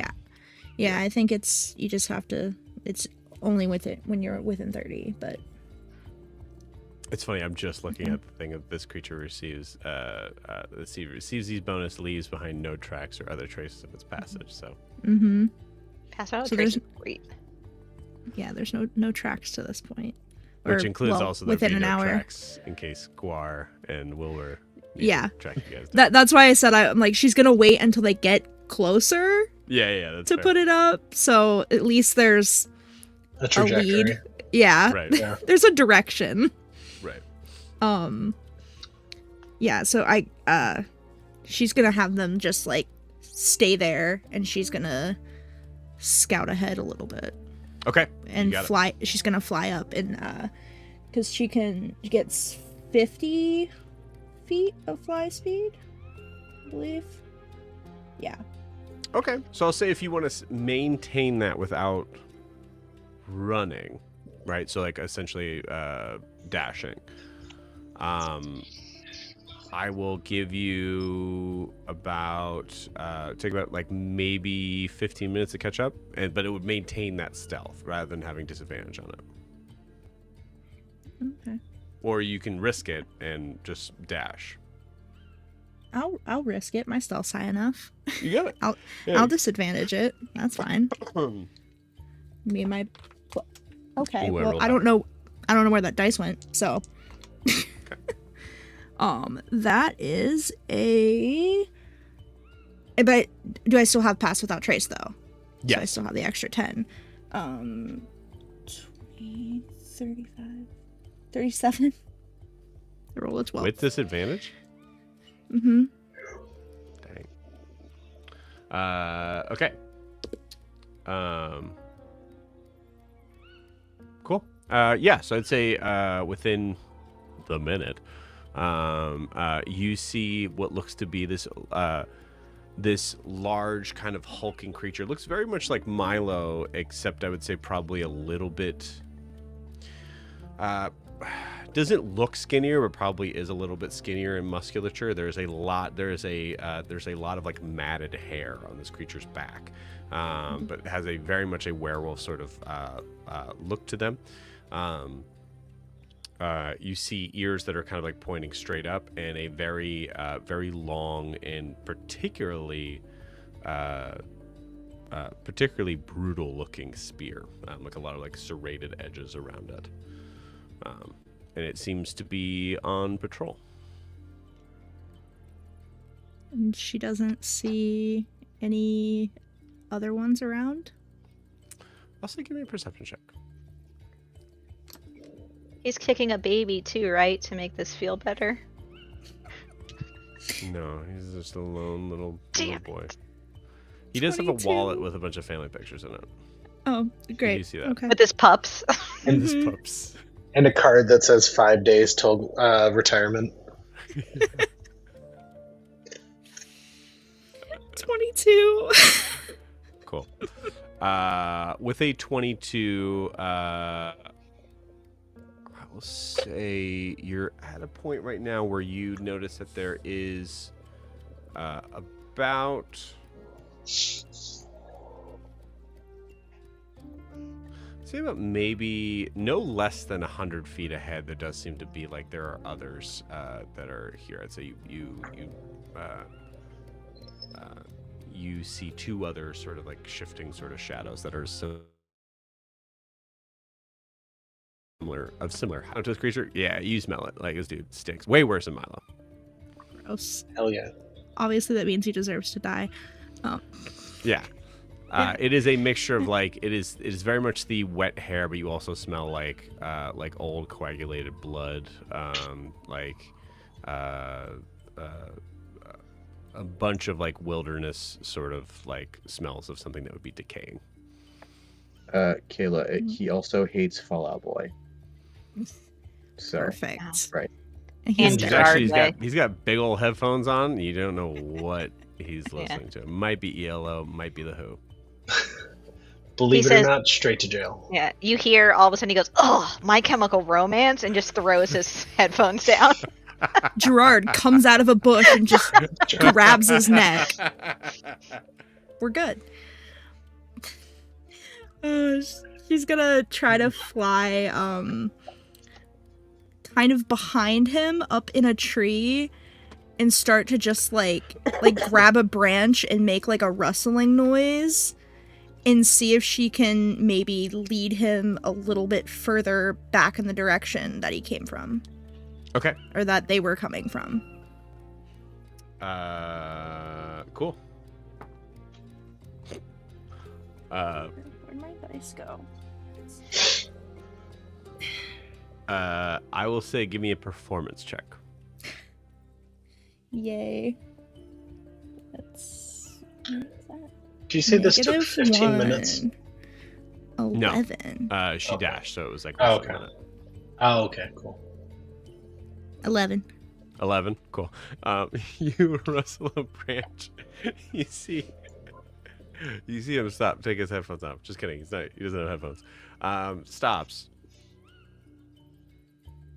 And then keeps right on going. Doesn't even turn around. He rolled so low. Does she see like an acorn or like a pine cone on a branch nearby anywhere? Yeah, absolutely. Yeah. She's just gonna throw it right at his head. Okay. Give me an attack roll. Just a d20. Mm-hmm. Okay. 3. 3. It's going well. Cool. Yeah, you throw it ahead. You see him kind of like dart forward a little bit with his spear drawn. Now you have to get even closer. Right as he's doing that, she's gonna get within, what is it? Do her best to get within like 45 feet. Okay. Or I guess I don't know how high she is. Or 90. 90? Whatever. Yeah, 90 with disadvantage. Okay. For her hummingbird dart when she sees her attempt at, trying to get him away isn't working. Okay. So this is being thrown at 90 feet. You got it. Okay. 90. Got it. And that's that. It's 5, which is still 20 to hit. 20 hits. Okay.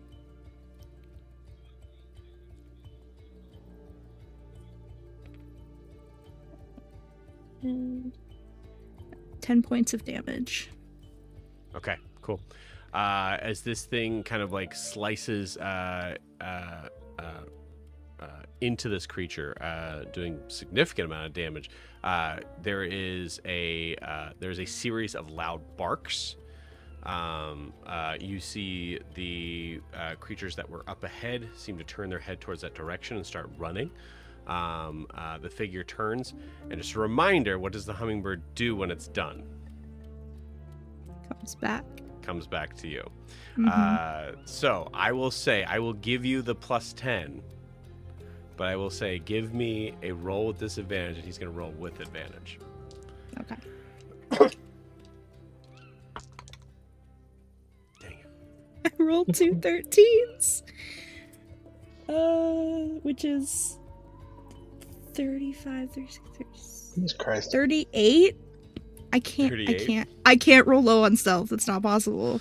Yeah, that's fair. I was really hoping for a nat 20 on my end. Cool. Yeah. Seems to like see in the direction it goes, but assumes it's like continuing to move through the trees. It doesn't see the darkness of you, like where you're sitting in. And you see it kind of rushes forward a little bit, but now at this point, I would say it's within like 70 feet of you. Mm-hmm. And the other creatures are dashing, so they're like within like 40 feet. Okay. She's going to stay still for a little bit, and then maybe slowly start to try to retreat back to where Milo and everyone would be. Okay. And hope that maybe lures one or a couple towards that direction. And she's going to keep an eye on it and see if they're following. Okay, I'll say if you wanted to, like, I won't even make you like drop your pass without trace. If you wanted to make your presence known, you could do that too.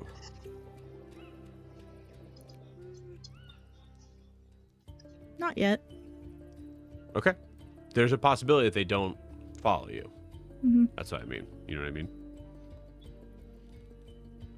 Yeah. I think she'd just wait up there for a couple of minutes to see, just watch what they do. Okay. Yeah. Yeah. So within those couple of minutes, you're watching. You see the other two seem to catch up. They're both very similar height. All three of them carrying spears. The one that was struck seems to be speaking in some sort of language, but it is mostly consisting of barks and growls. You see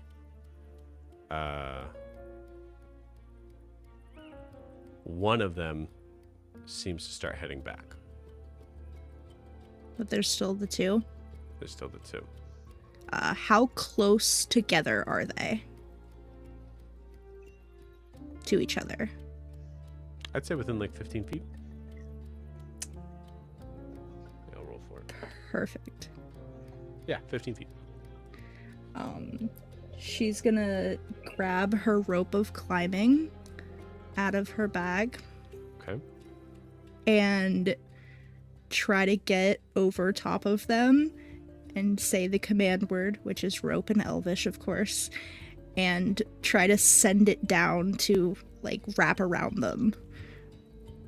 Or at the very least, like, trip them up. That's asking a lot of that item. She's trying to confuse them. Confusing them? Yeah, for sure. Yeah, absolutely. Yeah, you're truly just dangling a string in front of a rabid cat. I like it. Yeah, it says you speak the command word and it animates. Bonus action, you can command it the end to move towards a destination you choose. Yeah. I mean, just unless there's a specific thing of like specifically wrapping up a creature with it, that's like, gonna be a little bit harder. Yeah, wrap around their like in a circle, like the sea bear circle in SpongeBob. Like, okay, wrapping in a circle. You got it. Cool. All right, sweet. I like it. Cool. Give me a... No, I mean, that kind of just happens. You're using that item, so I'm not going to make you roll for that. So I'm going to pause you there. Milo and Noros, what are we doing? Is Gerard also paused there? Yeah. Okay. I'm gonna, after Seren leaves, Milo would just be constant, like, perception checks, I guess, like just paying attention, trying to see if anything's coming closer to us, if he hears anything going on. You definitely hear like loud barking noises. Mm-hmm. Would I be able to see them like coming towards us? They're far enough away. I don't think so. Roll a perception check. Let's say if Seren gets a chance, she could contact Milo with her ring. Yeah, you said you were up there for like a minute. Yeah. So she would nat 20 for 27. Yep, absolutely. You with your elf eyes, with your werewolf eyes, you see that there are two that are currently sitting there barking at each other. I think you also see that there's a rope that's starting to be dangled down between them. Yeah. Yeah, Milo's gonna I think she might need a hand. And he's gonna start heading towards them. Great. All right, let's go. Sword in hand, heading towards them. Cool. Noros, clank, clank. Elgin, if you'd like to do the honors, roll me a stealth check. With disadvantage. Yes. And Milo, go ahead and roll as well. Not with disadvantage. He got with disadvantage, so it's Dex 5. You roll stealth for crap tonight. Hey, that's good though. We want them to go that way. Is it 12? You're like, actually, before you guys left, you're like, Norris, you're going to be the distraction. Yeah. There was a separate conversation that was had without Norris. Yeah, he's actually the bait. He just doesn't know that yet. He just doesn't know it. He's fine with it. Okay, beautiful. Yeah, you guys rolled. Milo, would you roll? 12. 12. Yeah, that's. Wow, that wasn't great, but I will say the 5 is the saving grace there. Yeah, as soon as I think like Seren, as you're dangling it down, like going like, how exactly am I gonna do this? There is a clank, clank, clank sound. More of a squish sound, because it's like his underwater. No, I'm just kidding. Right. She just really wanted to do something cool, and then Noros has to ruin it. Yeah. You be nice to my husband. Back up.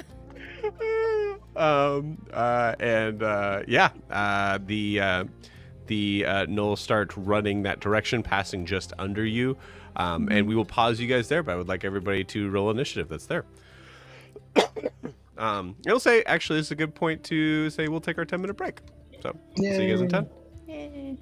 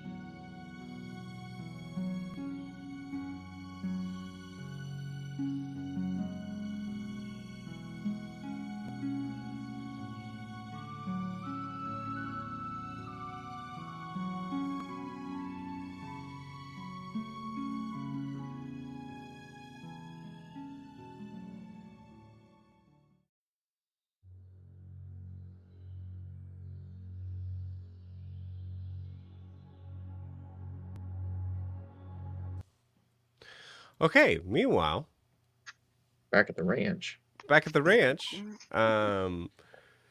Guar, you come in to see Huxley is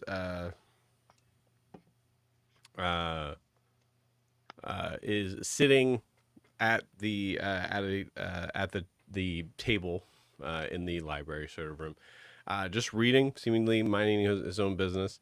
And Raylor is kind of like it's only kind of like a little bit of ahead of you, but is now like kind of like just beelining straight to the bookcase, and then just kind of like awkwardly looking behind you or like back at you.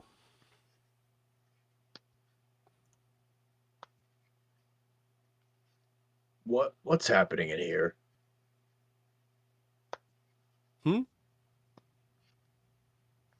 Is there something going on in here, or are you just reading? No, Guar, we're just reading. You know how to read, right? Yes, I know how to read. Okay. Well, that's what I'm doing. I don't know what Raylor's doing. It just seemed a little weird in here, but I mean, anyway, Huxley, she needs to consent to what we talked about, and I think she will. But I think she deserves to. Ha ha ha.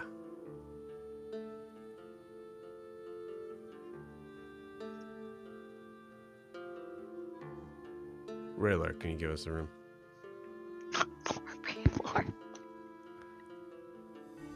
Yeah, go downstairs now. Okay. All right. I will. Yes, this book looks good. Great. Really works out. Bye, Raylor. Okay. Now that he's out of the room, what are you doing? This is her home.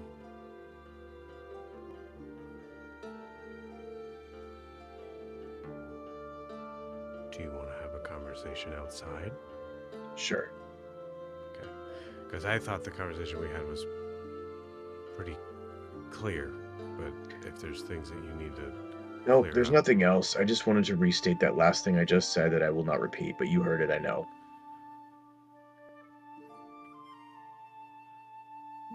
I'm not making anybody do something they don't want to do in this group.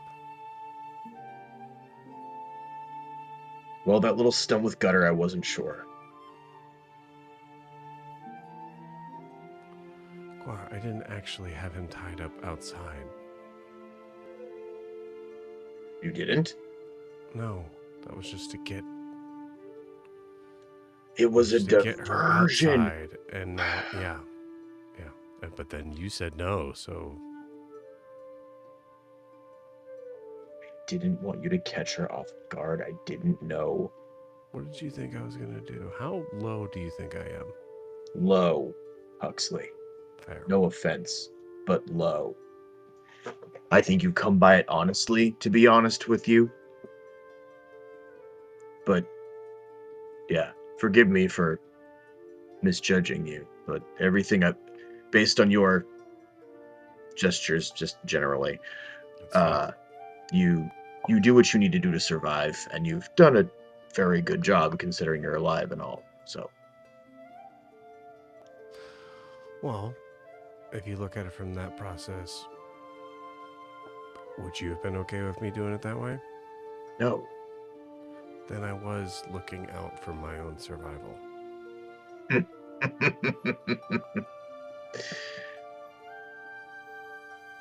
Well met.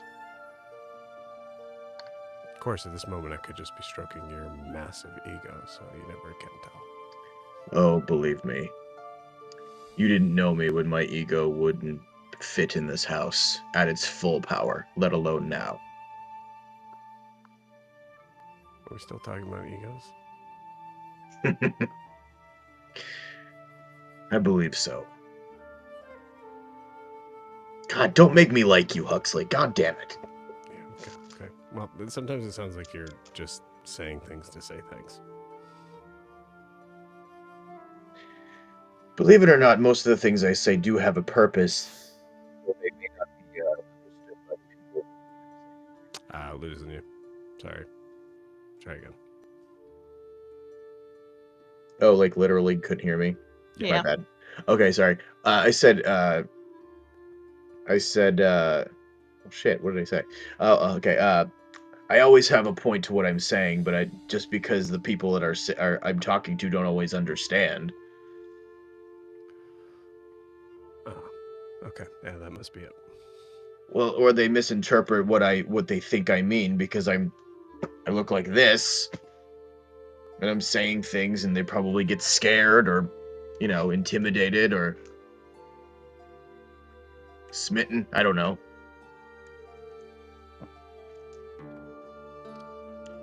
I'm Wow. just saying it's happened before, okay? Yeah. All of the above have happened. Come on, you can't tell when you talk to someone and they're scared of you.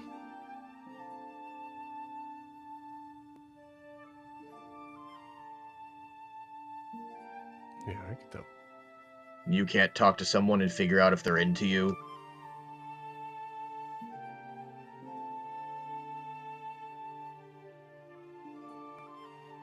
How did your contact go? That's what I thought.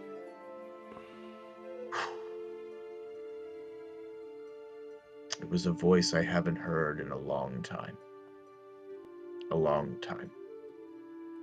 And I wasn't even sure if she was alive. She didn't know I was alive. It was a shot in the dark, I believe. But Okay, I'm sorry, not to cut this short, but I don't really care you about that. asked how my contact was. Yeah, was it successful or was it not successful? I don't really care about the details of it. Fine. Right. Not much for conversation, yet you're engaging in a conversation with me. I figure your shit out, Huxley. Is this something that you need to talk about? Is that what this is?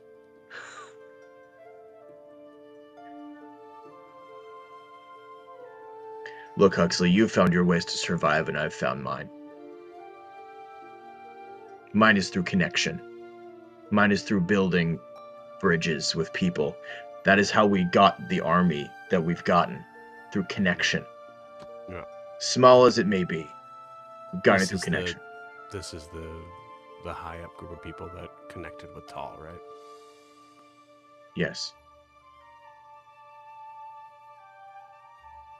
I'm just saying maybe your way isn't the best. I'm not saying that it is or isn't. I just know that it isn't necessarily. I'm willing to admit that there's more than one way. Which is why I agreed with the thing we talked about earlier. Earlier. Okay. Because I realized that this is going to require sacrifice, and I'm not going to want. It's not going to go exactly the way I want it to, and I have to be open to that.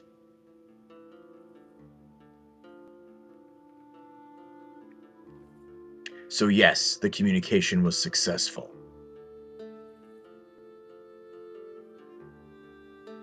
Is that what you wanted to know? I think you rolled me a deception check. Deception? Yeah. Okay. I think what he's trying to incite you and want him to know.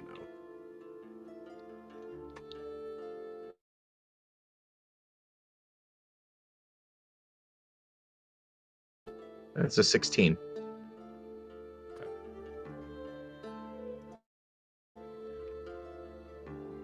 Oh, okay.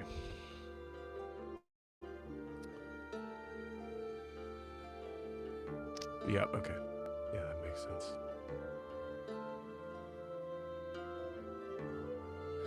I know. I said back, I very much want to continue to hear how those conversations go.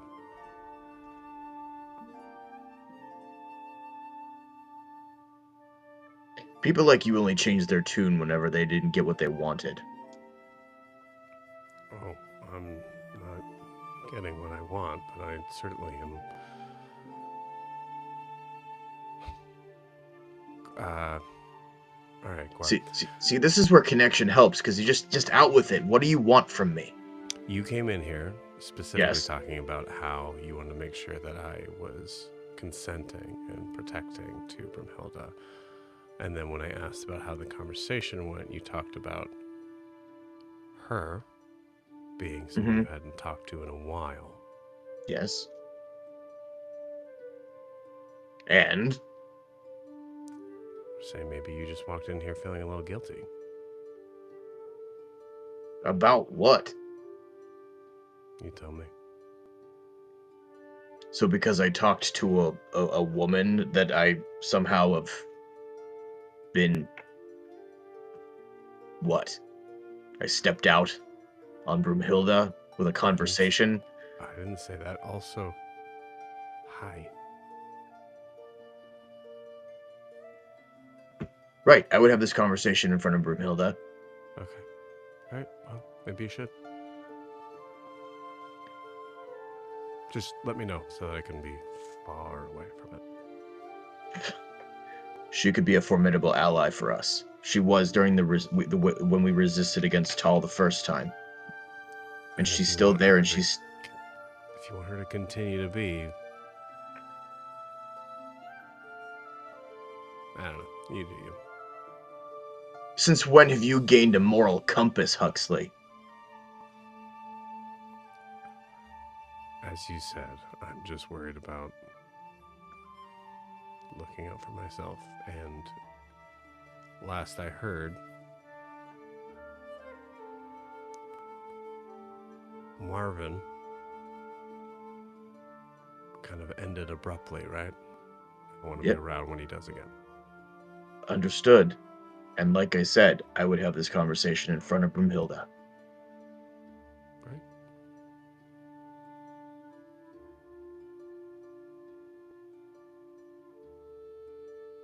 Just like unbroken eye contact. Yeah, and it lasts way too Mhm. long. Yeah. I think we cut the scene there because I think that's great. That's great. Eldrin, are you still in the closet? Yep, Okay. I am. Jamie's face just Don't like be shot ashamed, up and then Eldrin. Don't be ashamed. We're all here for you. Thank you. I think I'm gonna roll to see if I do it. Okay, cool. There's a knock. Eldrin's head is still on her knees, and she quickly takes a deep breath and like wipes her face off, kind of sniffles a little bit, and says, "What?" Nothing. Just hadn't heard anything in a while. Just making sure that you were either, still in here and okay. Thank you for the concern. I'm still in here. Right. Well, if you'd like to, I have a book about what we know about beholders that I guess I could read, but it was really just trying to kind of walk out of a room that I wasn't wanted in. All that's to say, if you need to talk, there's no one out here but me. Maybe after I speak with my mother, we'll see how unpleasant that is. Thank you for the concern. Sure. All right.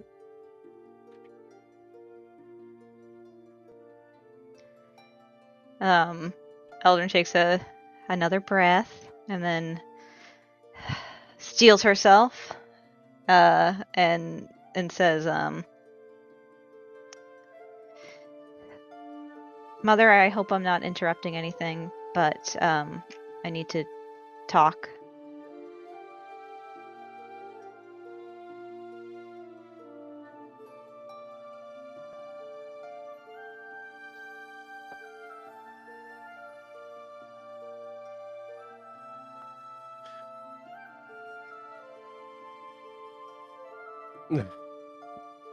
Yes.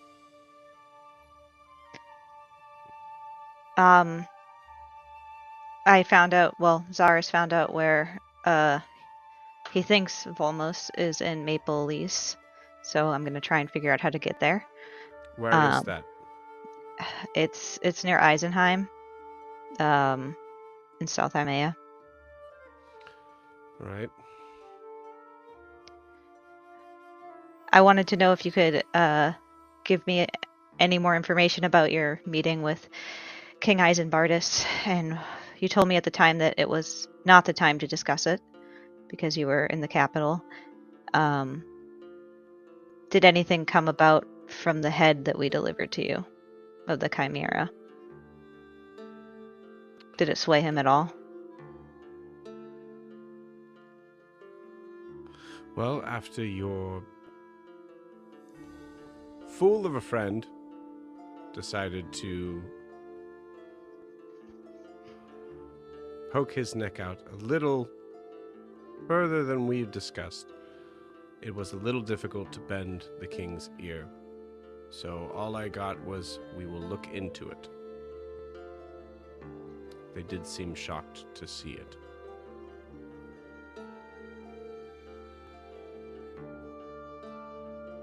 Okay.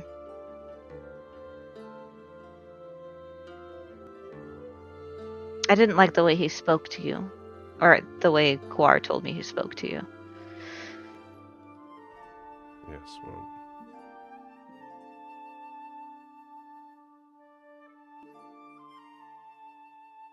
It seems that he forgets that we are our own sovereign nation.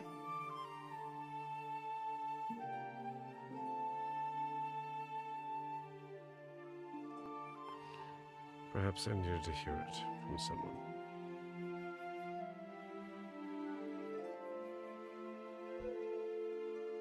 Is there anything else? Are you okay?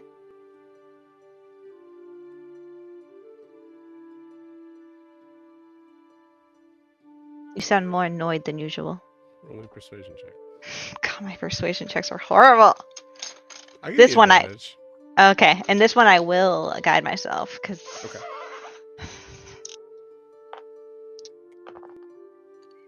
I'll also give you advantage because I rolled real high. 17.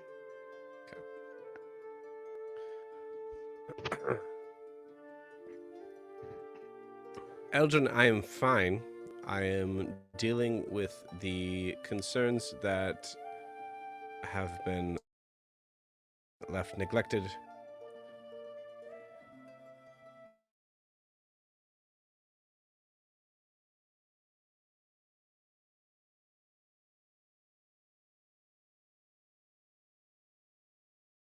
You and Father spoken? Since I departed yesterday? That is a way to put it.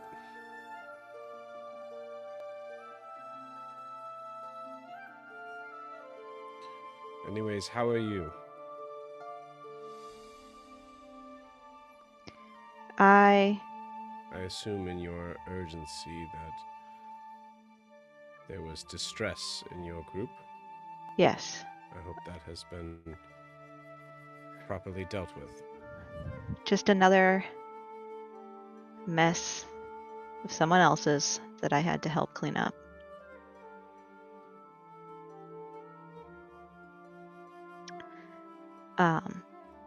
But yes, it's been dealt with as much as it can be. If only others would seem to understand what you and I do.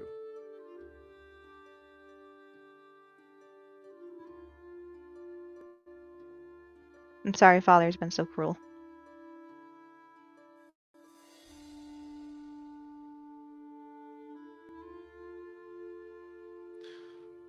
I wouldn't say cruel.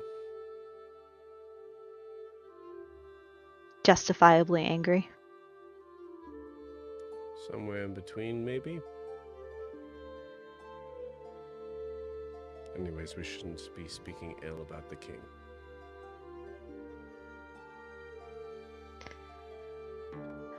Okay, well, I'll do what I can to get to Maple Leaf and try to find him, and maybe this time I can at least send this version home before he needs to be reunited with Persona.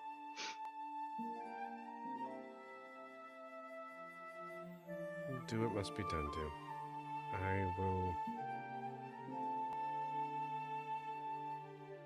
if at all possible, I would like to be able to say my goodbyes, but I don't know how many times I could do that. Yeah. Well,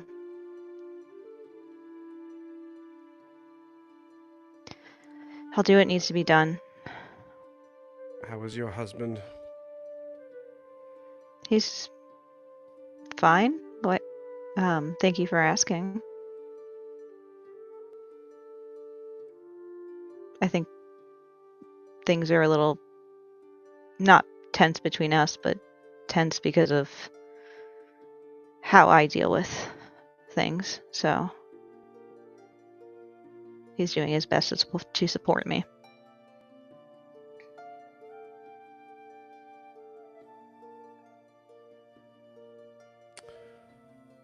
Well, for what it's worth, please let him know that I was very impressed with how he handled himself in our last conversation.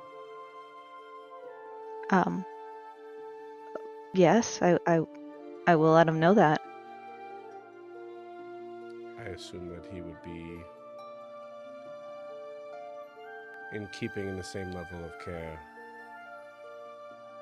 around your friends should the need arise. Yes. He is not one to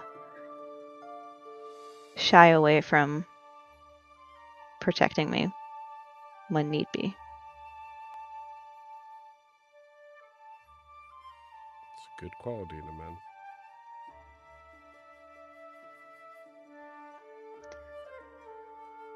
We'll give Anrin and Navos my love, and I will be in touch.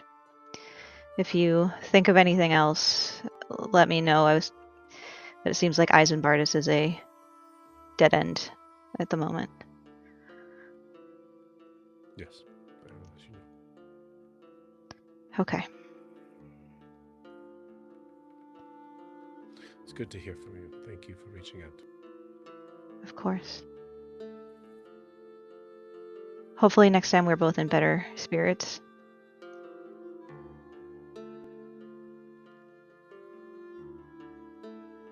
Either way, I will be here.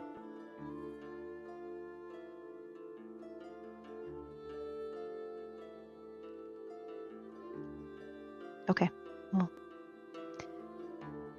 goodbye. Goodbye.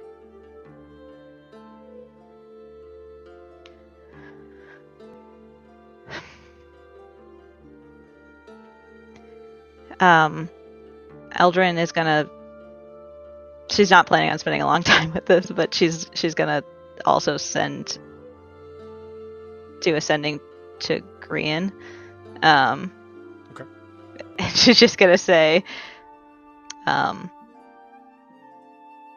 "This is Eldrin Enerath. I apologize that I was very short with you when you reached out to me. It was just yesterday, I suppose. I've learned a lot since then, and I feel it's my duty to warn you that the family, once they have rebuilt, are planning on hunting Alyssa down. So she needs to be protected, and she needs to... No offense is meant here, but she needs to be put with people who can do that." Roll me an Arcana check.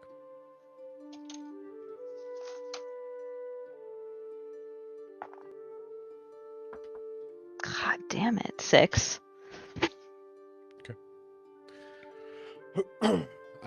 You do not hear a response.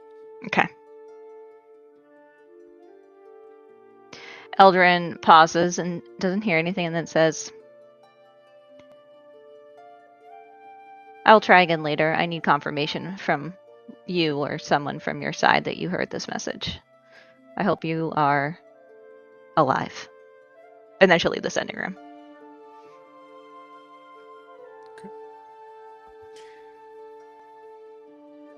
Meanwhile,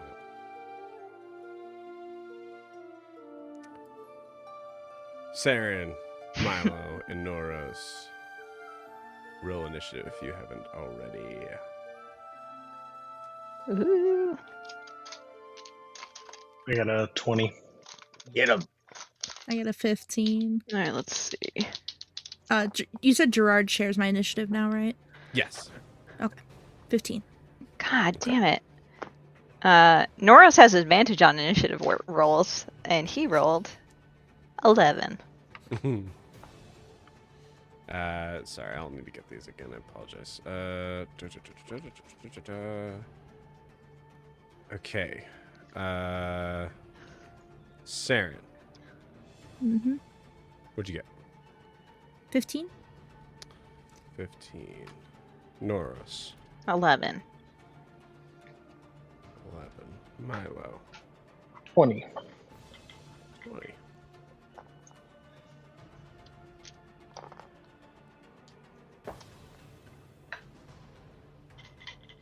Okay. Okay. Sorry. I'll just tell you guys straight up, the null's got a 12.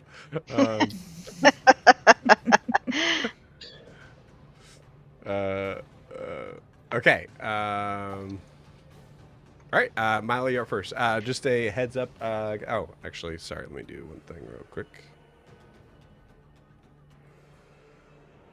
Should give us a little more light here. Yeah, maybe.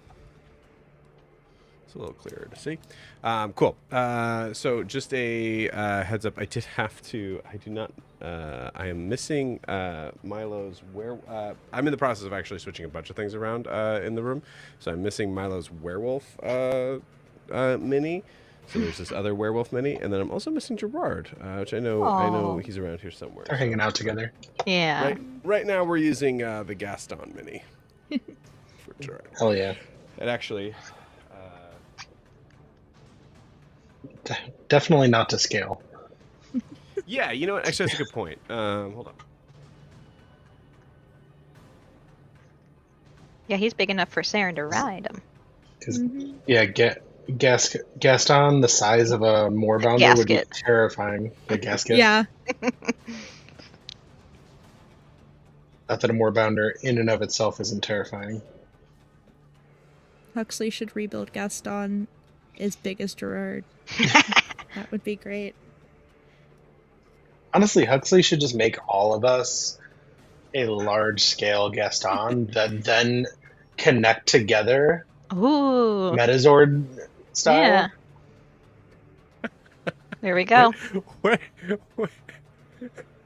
world do you think you've existed in the past 4 years? Iron Kingdoms? What? The world of my brain. Interesting. Cool. So, Milo, you are the gray werewolf. The ones that have the like blood tip sort of spears are the gnolls. So that's you right there. So do gnolls look like wolves? Yeah, gnolls actually have almost like a wolf, kind of like hyena sort of quality to them. But they do look very much like werewolves. And what do we know about gnolls? They're normally evil. Is Ellen asking me, or is Lorianne asking me? Lorianne's asking so that I cannot feel so guilty. Although, no, whatever, I guess. yeah, gnolls are considered to be of the like dirty, sort of scummy sort of races, Okay. and in that way, most likely over time have developed to be pretty bloodthirsty. Okay. But for all we know, they're trying to save up some gold to get their little pup's braces or something. We don't know. They could be, yeah, they could be for sure. Does, just as a flavor thing, because of the bloodline that of werewolf that Milo's a part of, We know that the Venronas were like Oh yeah. mortal enemies of Knowles. Correct. Is there any like? Could there be? Is there any effect like through that? Like how? Yeah, I guess I don't know how like that. Like, are they a favorite enemy? What are you asking me? I don't I'm know. so confused. Do I I think have what any he's insight asking on which one's extra nasty? Which one's a No. real bastard? How much do they hate Milo specifically? Or like, I was Right thinking now. you were asking like, do you feel like this innate like, why do I hate them so much? But it's because you have that werewolf, the Venrona werewolf that- blood. I got Because that you got dog that in dog me. in you. Yeah, I guess I forgot that we fought Knowles before. Yeah. Mhm. I have no idea what you're asking. They It seem was- to be it was- aggressively coming towards you. I Yeah, it was think kind of the what Lorianne was saying was like, do I like would that be a reason why Milo would hate them more? Is I think just I the can't pure- answer that question. You know, I think like that's up how- pure to you. hatred of the Venronas. How before From the Jacob Venronas. Black became a werewolf, he had this innate hatred of Edward. And he didn't understand why. Is what we're asking. That's Hey, can we start, exactly really- can we what's start killing happening. these things? I love the bits, guys. I don't know how to honestly answer the question because I don't know what the question is. Honestly. I have you never seen Twilight? Because I just explained it perfectly. Okay. All right. No, I'm serious. I have no idea what you're talking about. Okay. Do you want me to explain it real quick? No, I want Jamie to explain to ask me the question that he's trying to ask me. The question is, would it make sense for Milo, upon seeing Noel, have some Venrona side of him absolutely hate them and go ham? If you're asking, in my opinion, I think in my opinion the answer is no, because Okay. you were never really adopted into the Venrona family. Sure. They just bit you and left you. Well, bit me and then I killed him and then we Oh yeah, that's Yeah. true. Okay. Yeah. So I'm up first. Yes, you are. All right. Yeah. So Milo's going to, I guess, whatever the closest one is.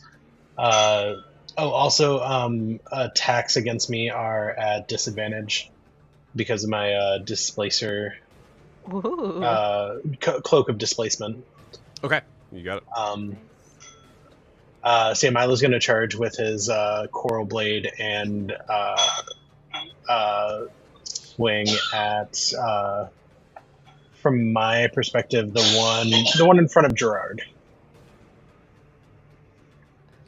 Gerard's right next to you. I Yeah. see what you're saying. Yeah, The one, lined up with, there you go.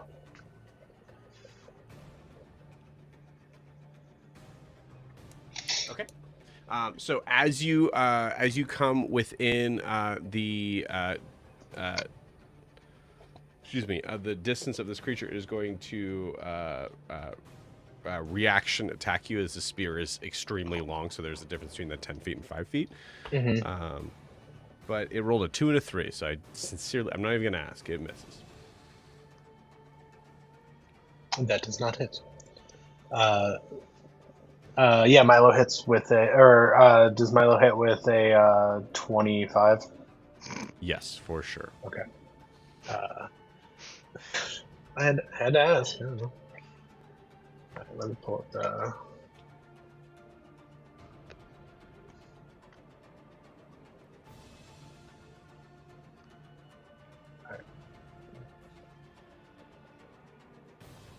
Sorry, my brain broke and I couldn't remember what a D10 was. So that was 11 damage. Okay, cool. We'll say, do you want to attack the one that was already attacked by Seren, or do you want it to be a different one? It's up to you. I didn't name which one was which. I don't know if my I mean, yeah, I guess he would see which one has like blood. Yeah, you would zero notice. or whatever, but Yeah. Milo would attack the one that already looked like it had been hit. You got it. As you swing that coral blade, you attack this creature, and you see it is now horribly maimed. It is leaning against the staff, trying its best to stand up and stay alive. Yeah, he's gonna try and take its head off. You got it. Go for it.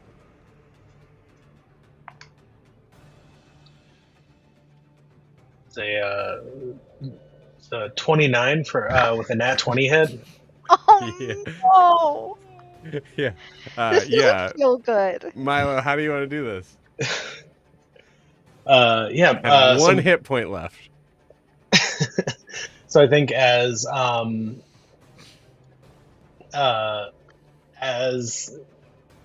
it kind of it takes the first blow and is stooped over, holding onto its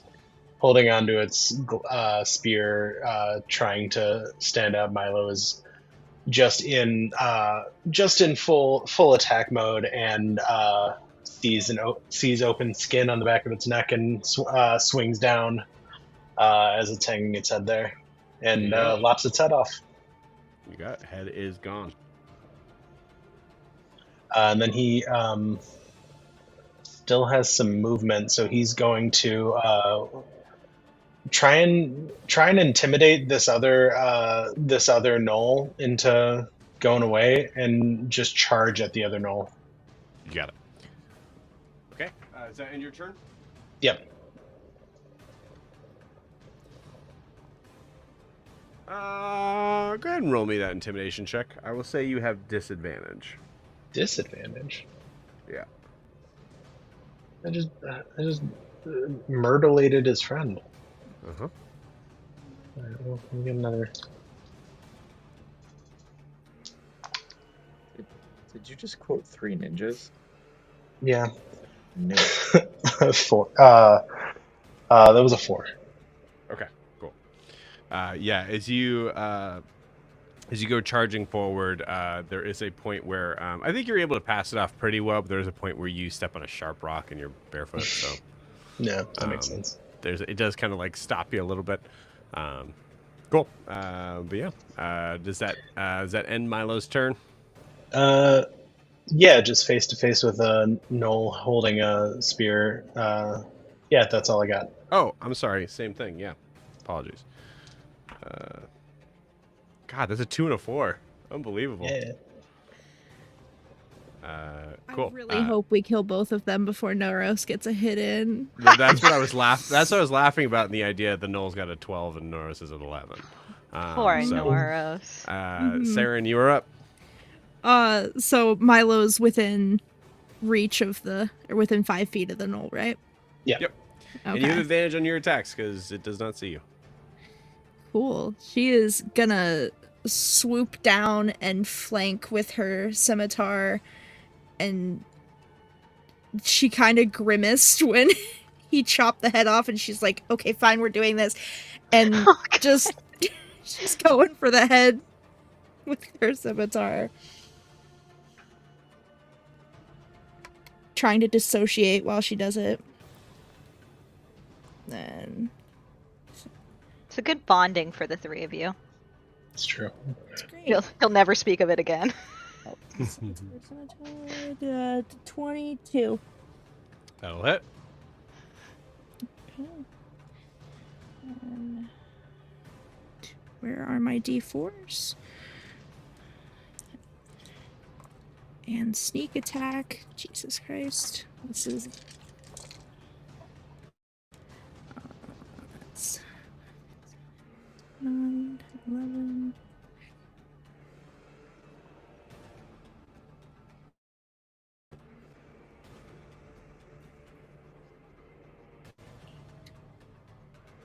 $32.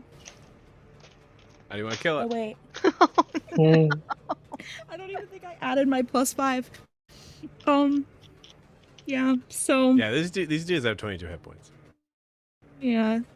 So she swoops down, and as she's coming down, she just swipes it right through his neck. Blood splatter back, like, on her, past her cheek. And she just goes, oh. You hear Norris just go, no, no, no, no, no, no, no, no, no, fuck!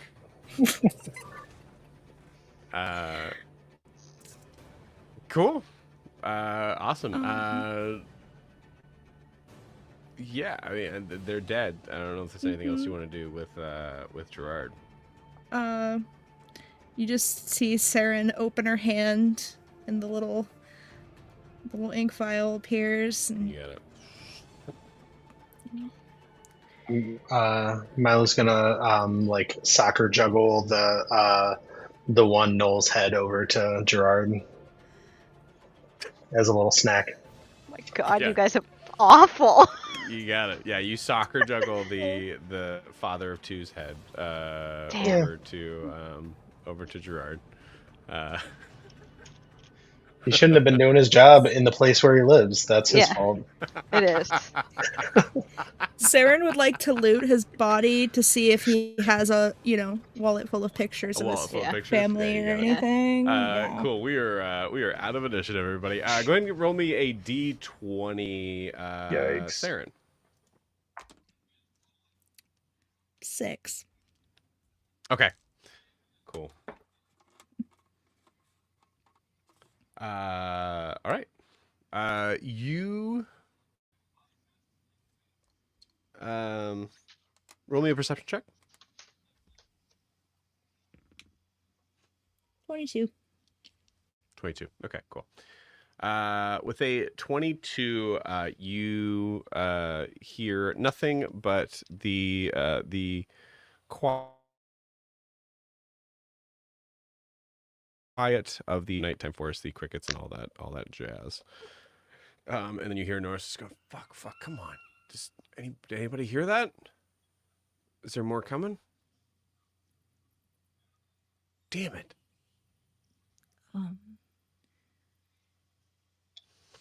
No. There was one that headed back to, I'm assuming, their base. Do not. Do you want to go get that? Not particularly.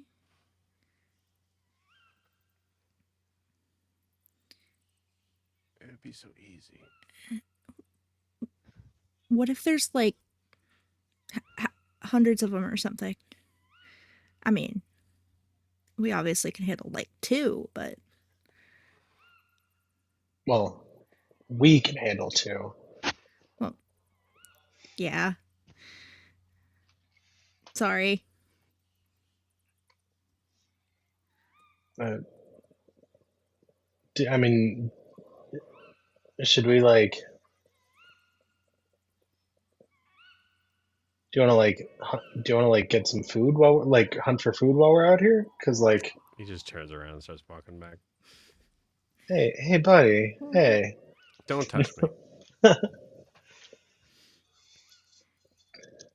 If you glance behind you, you see Seren like trying to drag their bodies like into a bush or something to like cover our tracks. Okay.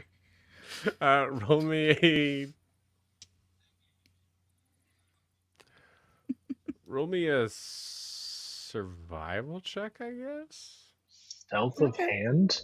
Stealth of hand. Nat 20. No, Hey, what that's the hell? I Okay. love this. I'm gonna say, Seren, how Oh brutal my are you God. about it? How You do. I would say brutal. you find like there's like a hollow tree, that seems to be about the size of. They could probably fit one of them, like no problem. But 2 of them, you'd have to do a little bit more work. Oh God. You just gave us a 50 gallon drum. Nat 20, man. Heck yeah. Yeah, sure. She's not happy about it. She looks very unhappy the whole time, but she's shoving the body into it, and she like takes her scimitar and goes and like chops the other one in half and just covers it with the hole with leaves. And While you're doing that, Milo's like better self pops up, and he weaves a little cover for it that's like nice and whatever. Okay. Saren, roll me a d4. 4. 4. Okay. Takes about 4 minutes to kind of do all of this. But in the process here, I'll say because there's a little bit more time that's being spent here, I will allow another perception check from Seren and Milo. I think Seren originally got like a 22, right? So Yeah. if it's lower than a 22, it's a 22. No, it's higher than 22. It's oh, I can't math. Go for it, Saren. I rolled a 19, so it's a 29, 20, 31? I can't math either. 31. That beats by 31. 26. Rogues. Okay. I can't get less than a 22 because Yeah. my freaking thing. Cool. Yeah, so the 26, what did you get, Milo? 27. No. What? Sorry, Saren, you got what? 30? 31. 31. Okay. Milo, what'd you get? 27. 27. Okay. All right. You both start to hear you hear a voice in the distance that is not Noel. Both of you find it familiar. Milo, you find it more recently familiar. It reminds you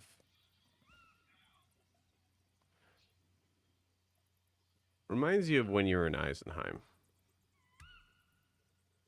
Colville specifically. It was a conversation you had with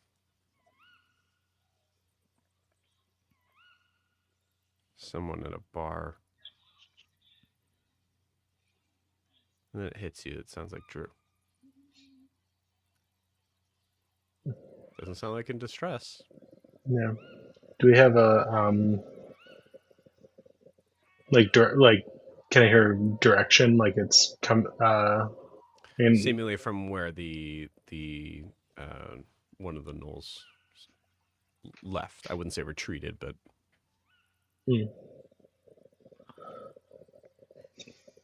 I'll say you hear something like something along the lines of like it sounds like an annoyed exclamation.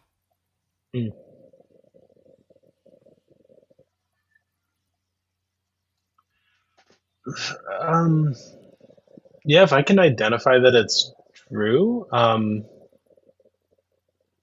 not I'm not like concerned. Like I'm not like that doesn't add like uh what's the word? Haste to my actions, but yeah, I'd communicate that I I think we know. What? I think we know who. I'm. Happening. What's happening? I would communicate that I think we know who is. Like I think we know the person whose camp this is.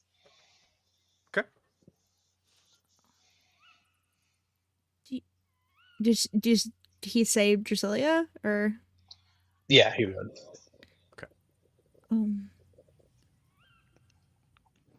And she's coming from the same direction as who we just killed. That doesn't sound like the voice is moving. Okay. Yeah. I would say it was loud enough was why you heard it. There weren't gnolls in the branches, were there? No. Could ask a branch member. Yeah, I think as you say branches, what? Are there gnolls in the branches? I'm sure there's bits of gnolls everywhere in these branches.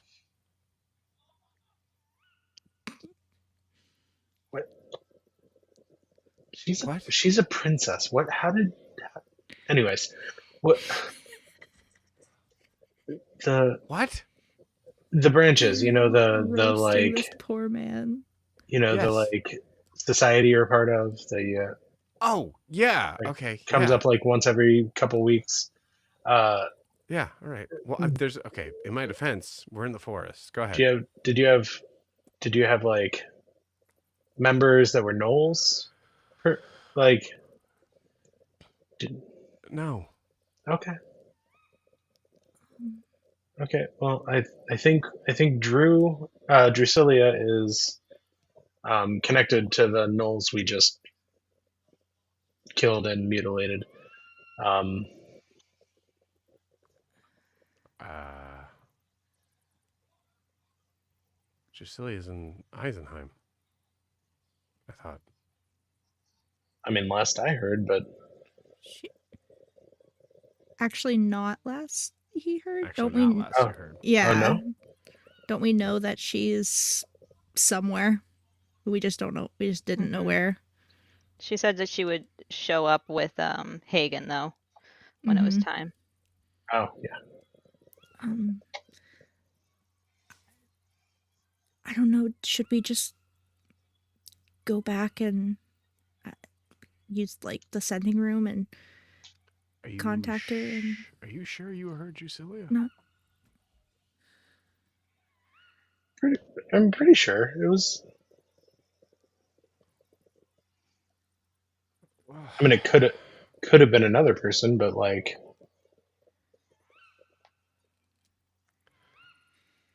Okay. I mean, should we check it out? I mean, if she's in danger or something. it didn't sound like she was in danger. It sounded. Saren, can I see your ring? Sure. Here you go.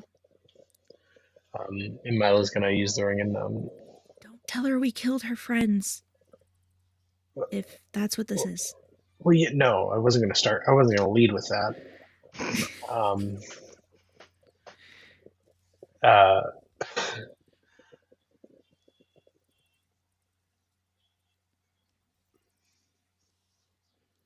nope, don't have one.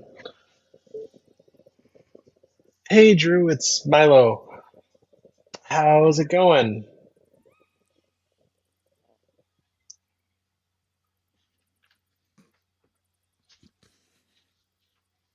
There's a That's momentary it. silence. Momentary silence, and Rose goes, "That's it. You just say, how's it going?" Shut up. That's you spent a whole sentence just saying, how's it going? Okay, is she talking? I can't hear with your. What's she I saying? can't hear with you talking.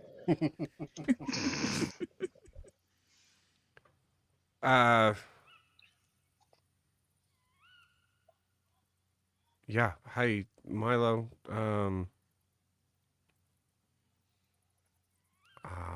I'm good. Busy. What's up?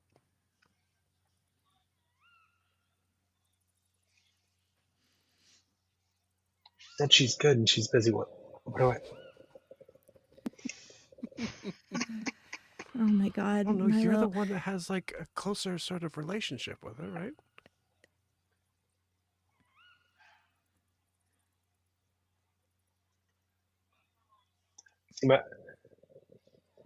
See, my problem is I don't know where we are, so I can't say, "Hey, I'm in X. Are you anywhere near here?" Right. Why would you give away our position? Because I know she's supposed to be moving close to where we're moving. Yeah, but if she's connected with a pack of gnolls, then that's probably not good. She doesn't know I know that. So why would you give away our position? To see if she's connected with the gnolls, to confirm that that was her voice. Just ask where she is.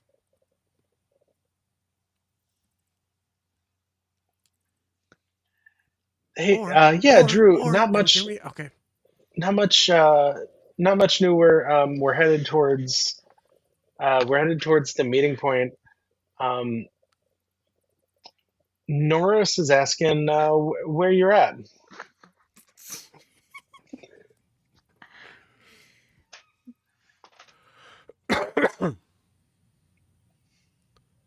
Noros? Oh. Okay.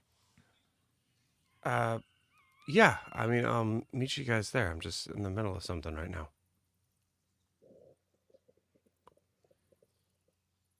Everything okay?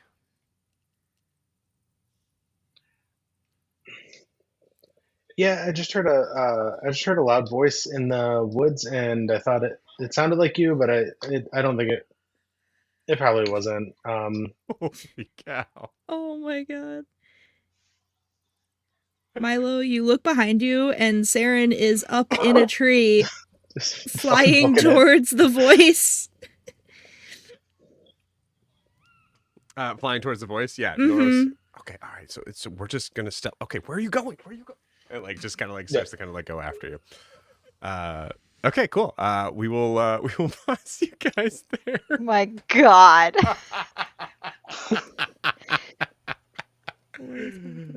Oh, that's Uh, good. Nerds wants to know where Full you are. disclosure, my brain's just not working. It's all good. It's all good. I like it. Milo just, he had to murder some things. It's not working for him. That's great. Okay, cool. Meanwhile, Eldrin and Guar. So Guar, we come back to where we left off, where you're still just kind of staring at Huxley. Now Huxley's kind of like arms folded, sort of like leaning back. Roll me a Constitution saving throw. Okay. Con save, all right. That is a 21. Okay. Let's see if Huxley's even capable of doing this. Okay, capable. Needs to roll a nat 20 to beat you. Okay. No, that's 9. Whew, okay. For 11. So after a few minutes, you see.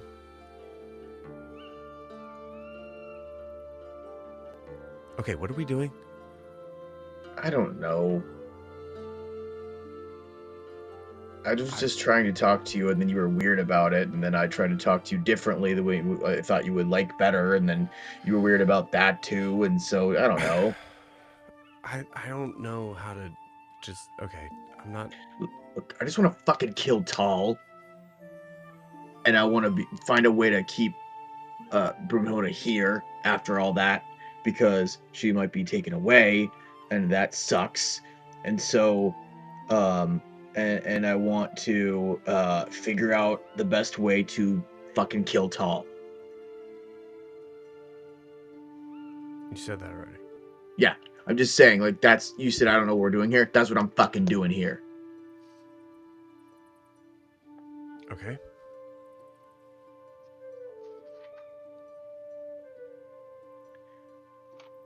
What can I do to help you guys right now? Because you're all studying.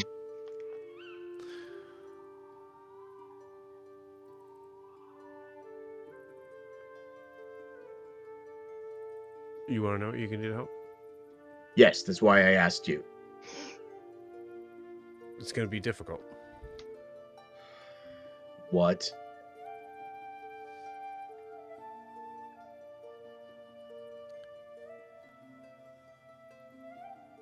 You're going to have to trust me. Fuck. Told you. And don't ask me if I would trust me in your shoes, because I wouldn't. Well, then why should I trust you?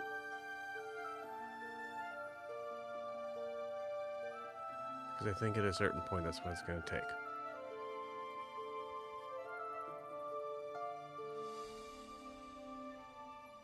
You said earlier that you're good at reading people and knowing what works for them and how they tick.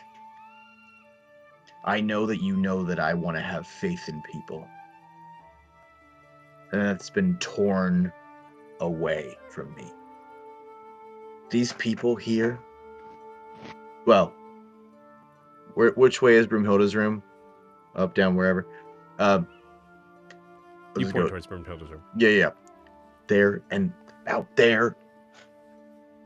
I don't know Raylor that well yet. No offense to him, but they're the first people I've trusted in almost 2 years.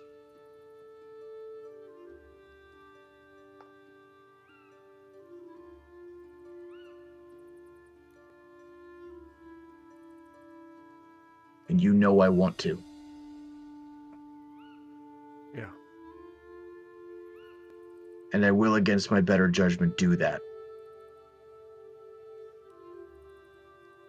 But you betray us, I will not hesitate to end you.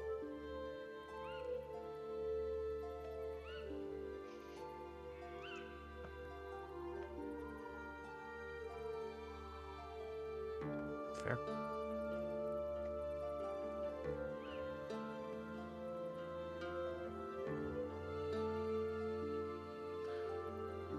There's one more thing you can do for me. What? You can let me get back to reading.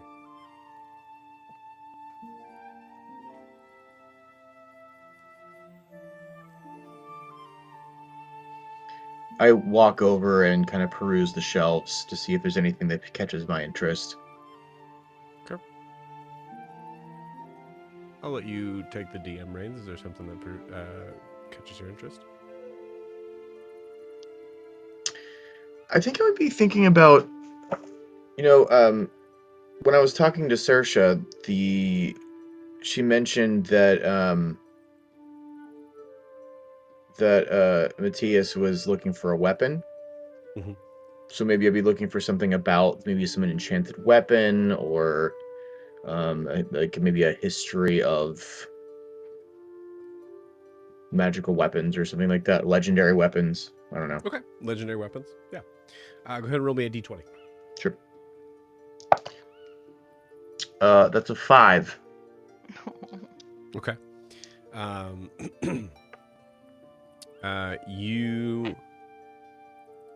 You don't find anything in terms of that.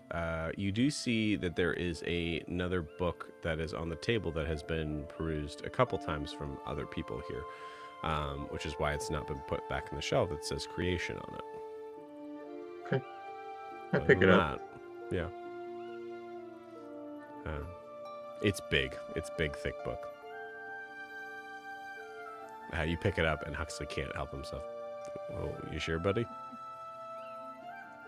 Go fuck yourself. There it is.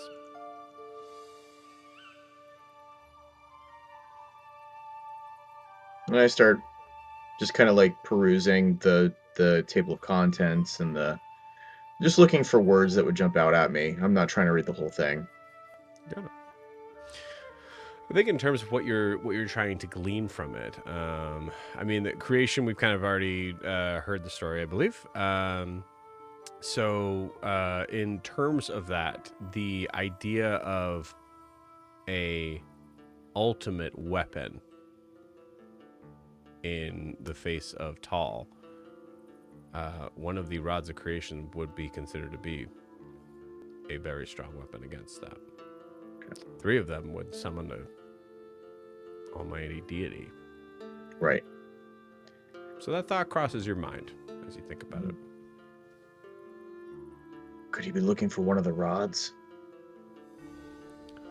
Gore, I'm trying to read.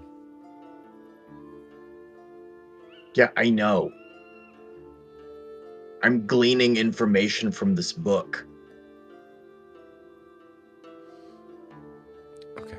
All right. Can you do so just quietly? Yeah, but before I shut the fuck up, I'm going to tell you one of the things that my informant said to me was that someone that's close to Tal is looking for a weapon, and I'm wondering if it's one of the rods. You hear him mutter. I'm going to say, give me a perception check. Yep. Well, that's good. That's a good one. A natural 17 for a... Where's my... Oh, 21. Nice. Sorry, 23. You hear Huxley just mutter under his breath. Just have him find Alistair, I guess. Alistair?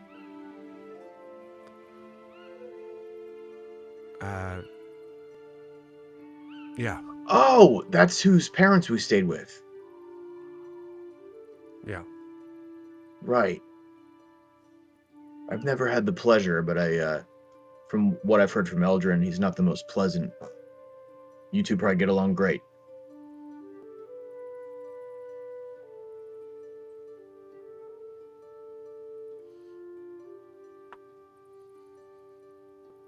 Too. I'm gonna go outside and get some air. Takes a book with him. Walks out.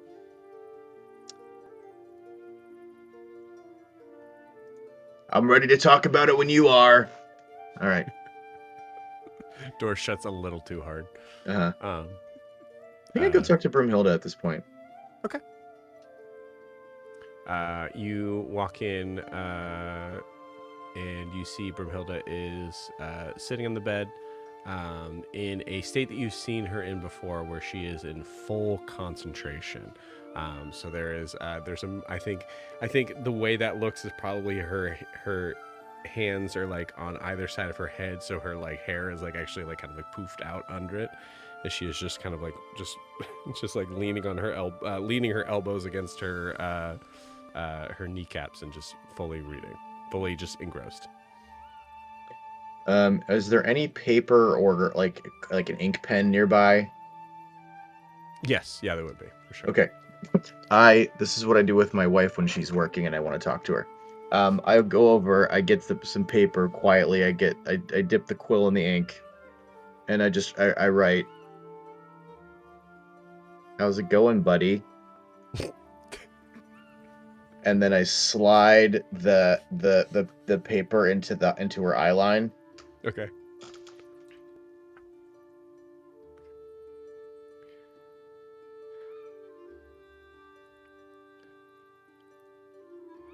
You see her look up at you, just realizing you were there. Hi. Can I get you anything?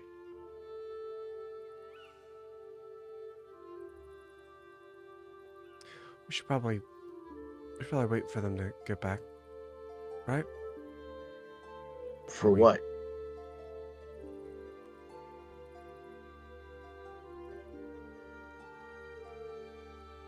I may have figured out possibly a way for us to figure out. Okay. I never doubted you for a minute, just so you know. I never doubted you for a goddamn second. But yeah, we can wait for that. It would be But intrusive. Albeit if if it was, just like a spy for Tall or something, it'd be good to at least know that. But I mean, in this case, if you're not entirely sure if this person would be fully, if they're, I mean, typically if you're able to command them very easily. And if there's multiple of them, you might even be able to command them even easier. So maybe the command would be to wait, just what are you? pretend to be pretend to be our ally. Hang on. What are you? Are you going to use it on yourself? Why do you think I'm a simulacrum of myself? No, but are you going to? No. What? You're not going to copy yourself, are you?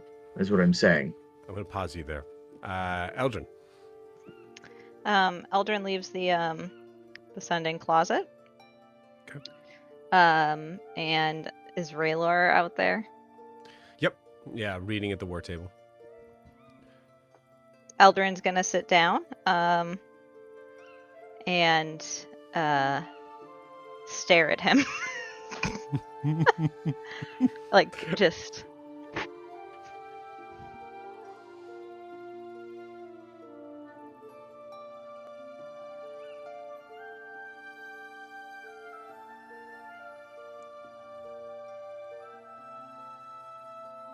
Hello? Hello.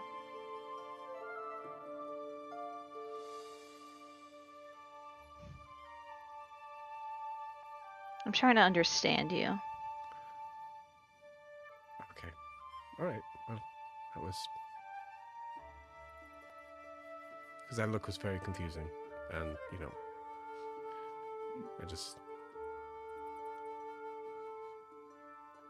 What would you like to understand?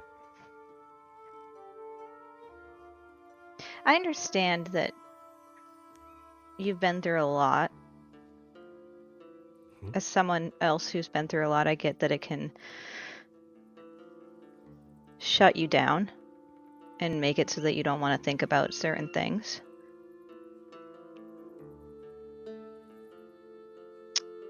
You act like you didn't. So say that, okay. Say I'm to believe you and that you did not take Volmos to Maple Leaves and they had nothing to do with bringing him back to life. Okay. But I know that you've met both of my brothers. Both of them were there and part of Huxley's burned men. He told me that you were there before Volmos was killed by Grancelli.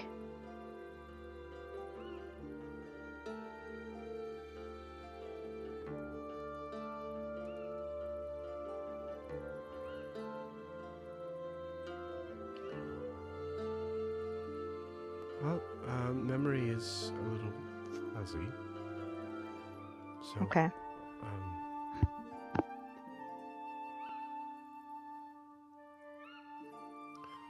Although blue skin usually, stands out, so I would understand why that would be a concern of yours.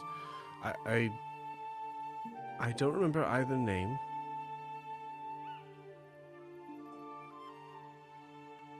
Were you involved at all with his burned men?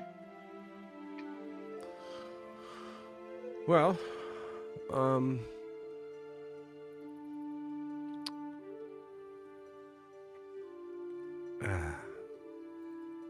no, not really. It was kind of one of those. It's one of those things that.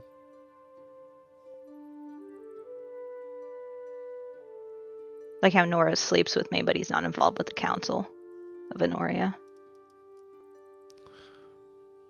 Kind of, yeah. I've just one of those things where it's like kind of like there's like a certain sort of allure or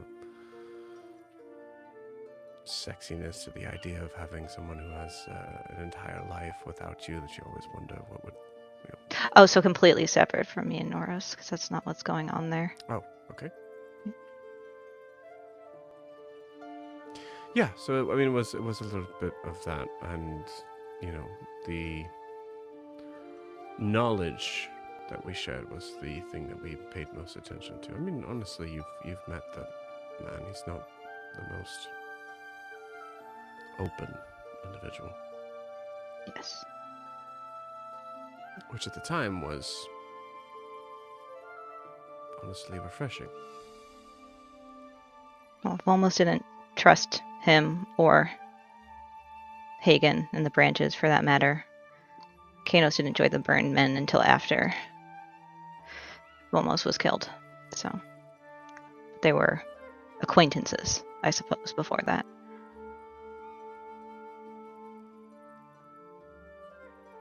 I spoke with your father, or the man who claims to be your father.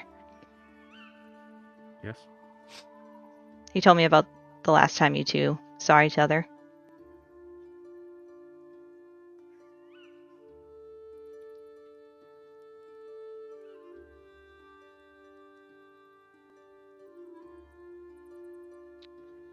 I don't know why that would come up in conversation.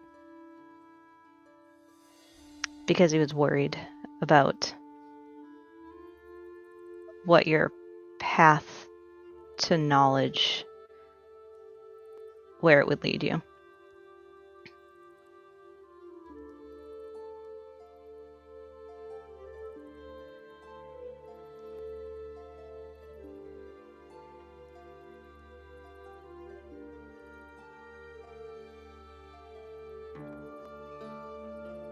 sounds like a...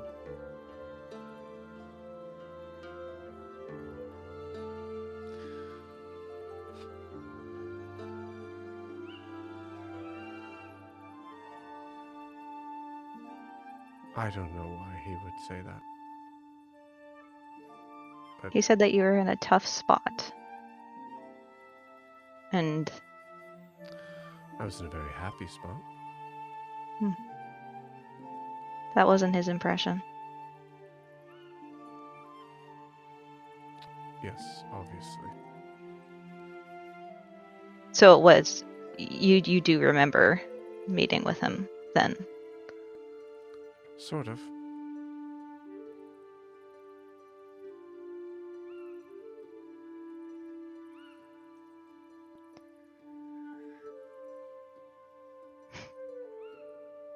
Well, sorry to have pried. It's fine. I understand the...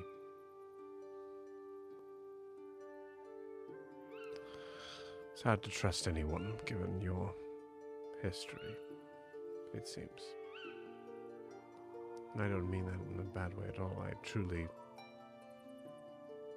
believe it'd be very difficult for me in your shoes to Yes. feel like I understand anyone. It honestly makes me just want to go home and deal with Honoria and Tritons. I understand Tritons. I don't understand all of you. I felt very similar.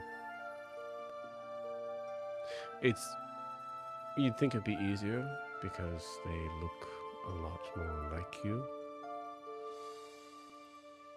But in a way, it's harder. You feel like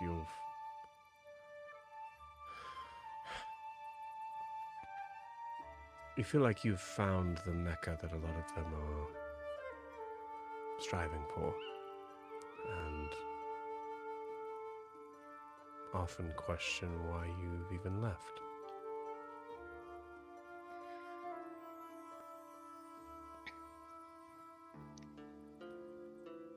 You grow to be annoyed with the complacency of others, of understanding their lives the way it is, and being satisfied with that. It's frustrating. It's enraging at times, really. If we didn't strive to be better, we wouldn't be here.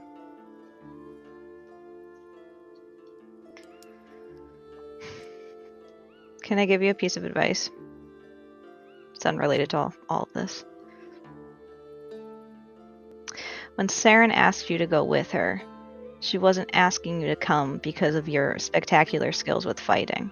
She was asking you to come because she is terrified and doesn't like having to do what she needs to do, and she wanted the one person that she loves in this world to be next to her doing it with her.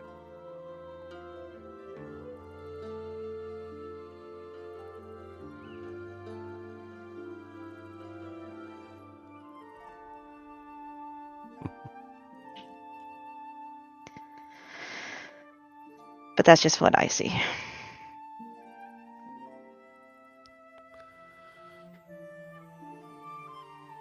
You're probably right.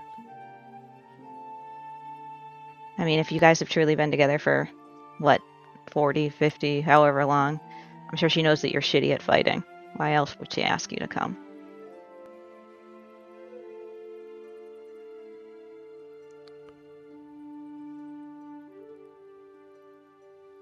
You know, the funny thing is that I've actually gotten...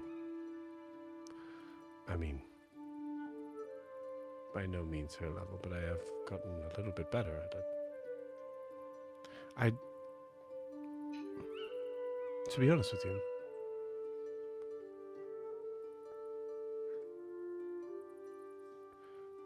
it's one more reason why I have trouble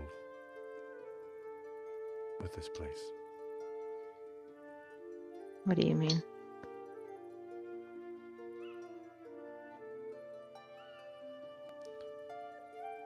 I feel like since I've been here, I have changed a lot. I have made more mistakes here than I have ever had in my life prior to this. I have learned more about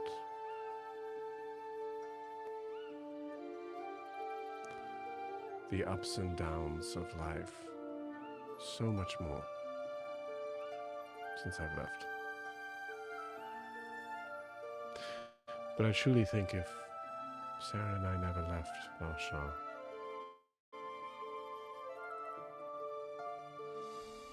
I would never make the mistake I made tonight.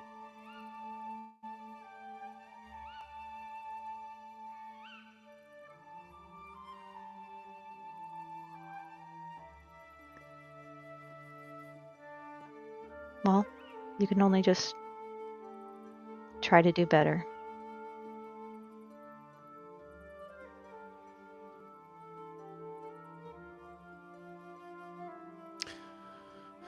I would very much like to visit your country someday. I could make that happen once you've proven that you are you and I can trust you. I'm also sorry that I have insinuated many times and also said it to both of your faces that it's unfair that you got saved and not my brother.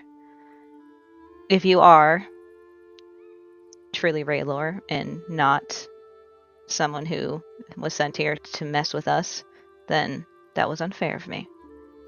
But if you are not Raylor, or you are some sort of double, or if you hurt us, I will hurt you.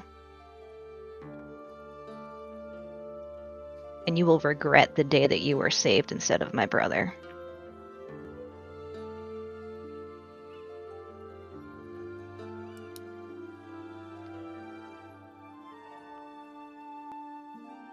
I can expect nothing less from a sister that is wanting vengeance. I hope you find it. Truly. It won't bring them back. But at least I can stop it from happening to other people's families.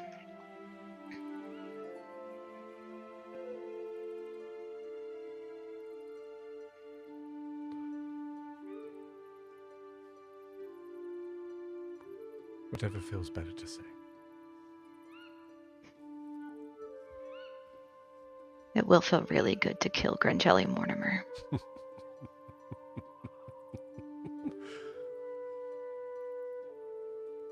There it is. I want her to know that it was an Enerath who brought her down.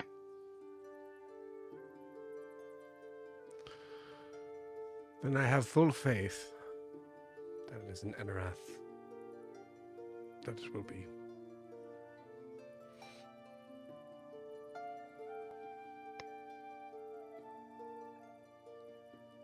Well, this was a surprisingly pleasant conversation, thank you. It was. Much better than any that I would be having upstairs. Still hiding from Huxley, I see. Me? No. Him.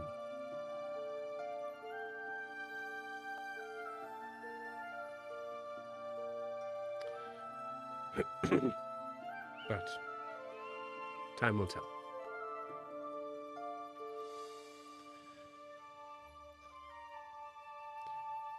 In this moment, Eldrin, you see Brimhilda at the top of the stairs, Gwar behind her.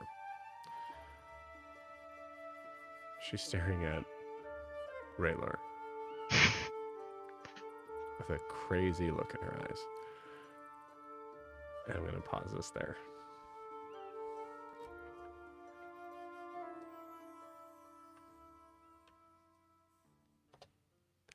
Seren, Milo,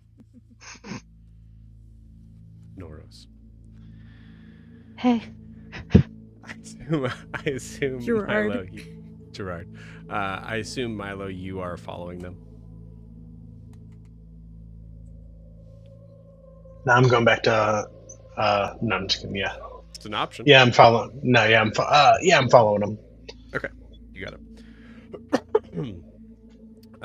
You go ahead and give me another stealth check, gang. This will be probably the last one I asked for. Does Norris need to as well? Yeah, Norris is coming. I was gonna fly up in the trees. Should Okay, I so not no, do that. so no. Well, No, it's fine. I mean, Yeah. Norris. Do your I truly, fully Yeah. think Norris would be following you. Yeah. Okay.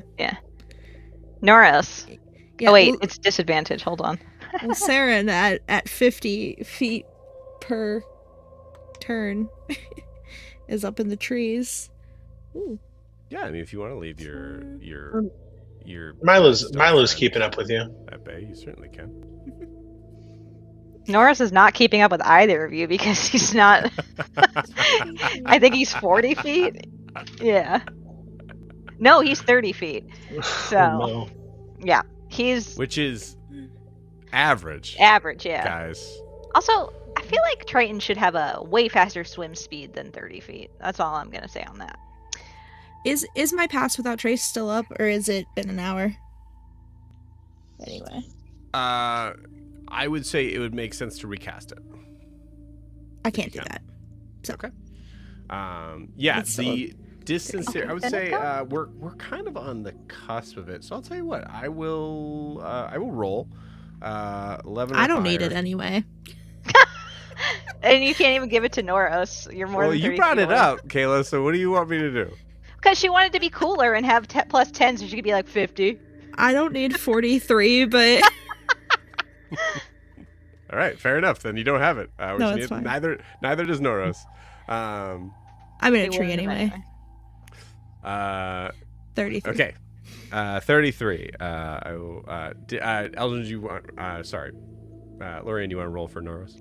Yeah, he got 11. Okay. Bad.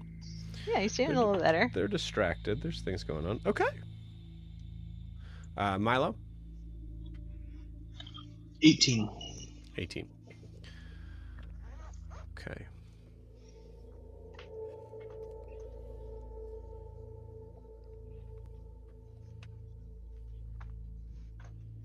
Bless you. Thank you.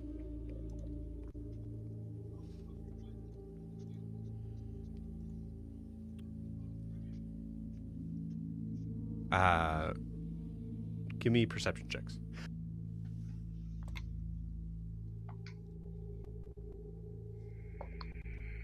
Nora's got a nat 20. Nice. Give this to him, please. Nice. For the love of God. This poor man. 22 Noros can have it. It's 27 altogether. Okay. 24. Yeah. So he still beats me. What do his Triton's eyes see?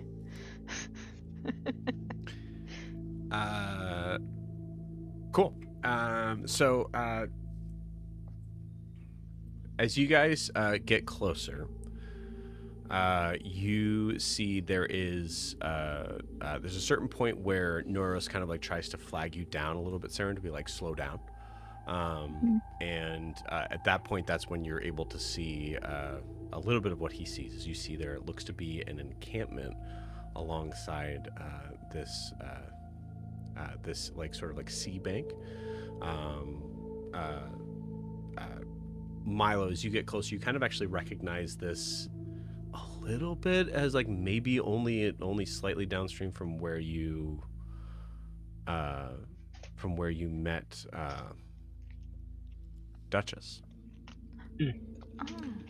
So very like kind of like rocky sort of terrain, but there are these high towers that are made that are kind of pieced together by trees and broken driftwood and all this stuff, and it looks very, very kind of like flimsy. You can see it. There's walkways on either side of these sort of two towers, and there is this open sort of platform where actually a lot of the trees were uprooted to give a full view of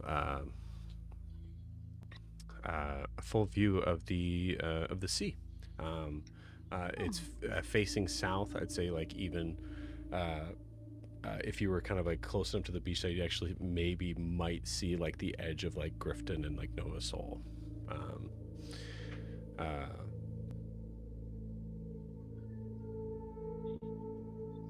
You see in front of this, in front of these towers, is three rather large tents. One of which is like a lighter gray. The other two are this deep sort of worn brown, all being kind of like leather. And standing outside,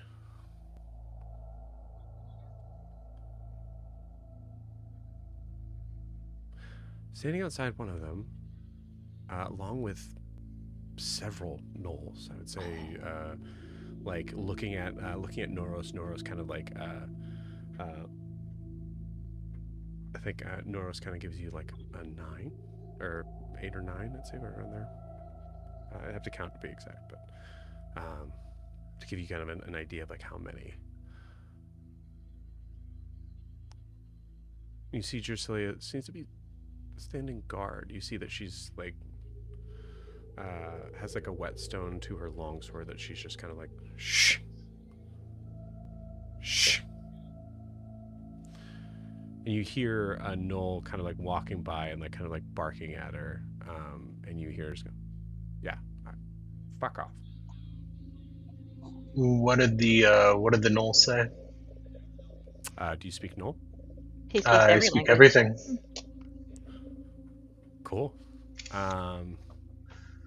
You see, you hear Noel just call her smooth skin.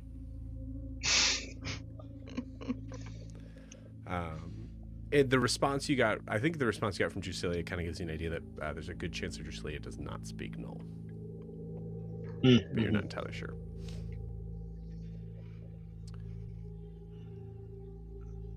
You hear that there's a conversation going on inside the tent. I would say, given the stealth checks that you guys got, to be safe, I'd say you guys are about 100 feet away. So you cannot hear the conversation, but you can hear that there's something that's happening. You can hear there's a kind of like a guttural sort of sound that reminds you of a bark a little bit, but you can hear some like words in common kind of scattered into it. You guys can try to get closer if you'd like.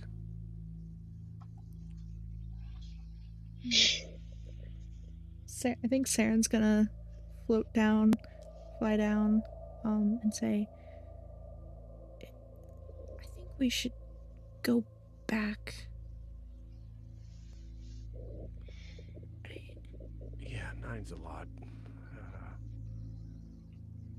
I mean, it would be fun, but also, why is Drasilia here? That's what we should probably find out before we barge in and start attacking a bunch of gnolls that she's just hanging out with. At this point, you see the tent flap open. You see two figures emerge. One of them, you feel like you absolutely recognize because you fought with them in the Shadowfell. Looks like Ianthe.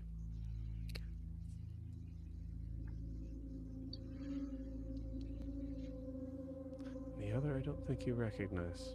Mostly cloaked head. Slightly shorter. Black hair. White eyes. Oh no. They seem to be talking with each other and then turning towards Drasilia.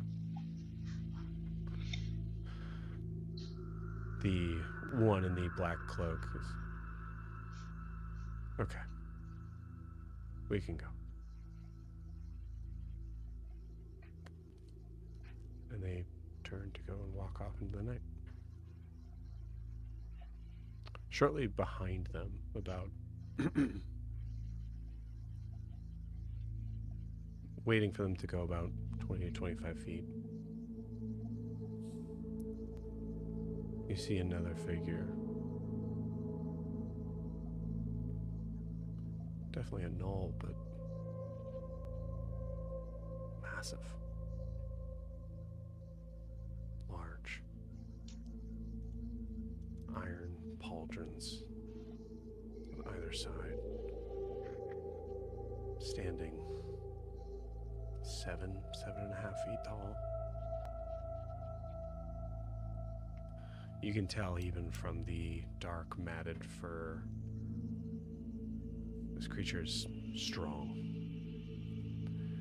And you see hanging down below as if almost always attached to his hand. It's a long flail with 3 sharp metal spiked balls at the end. You see this creature just take in the night air.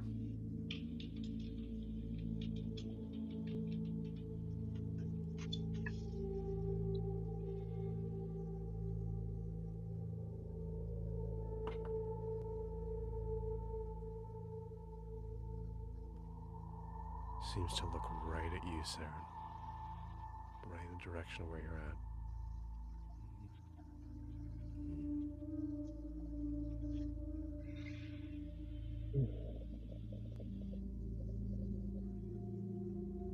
Walks off.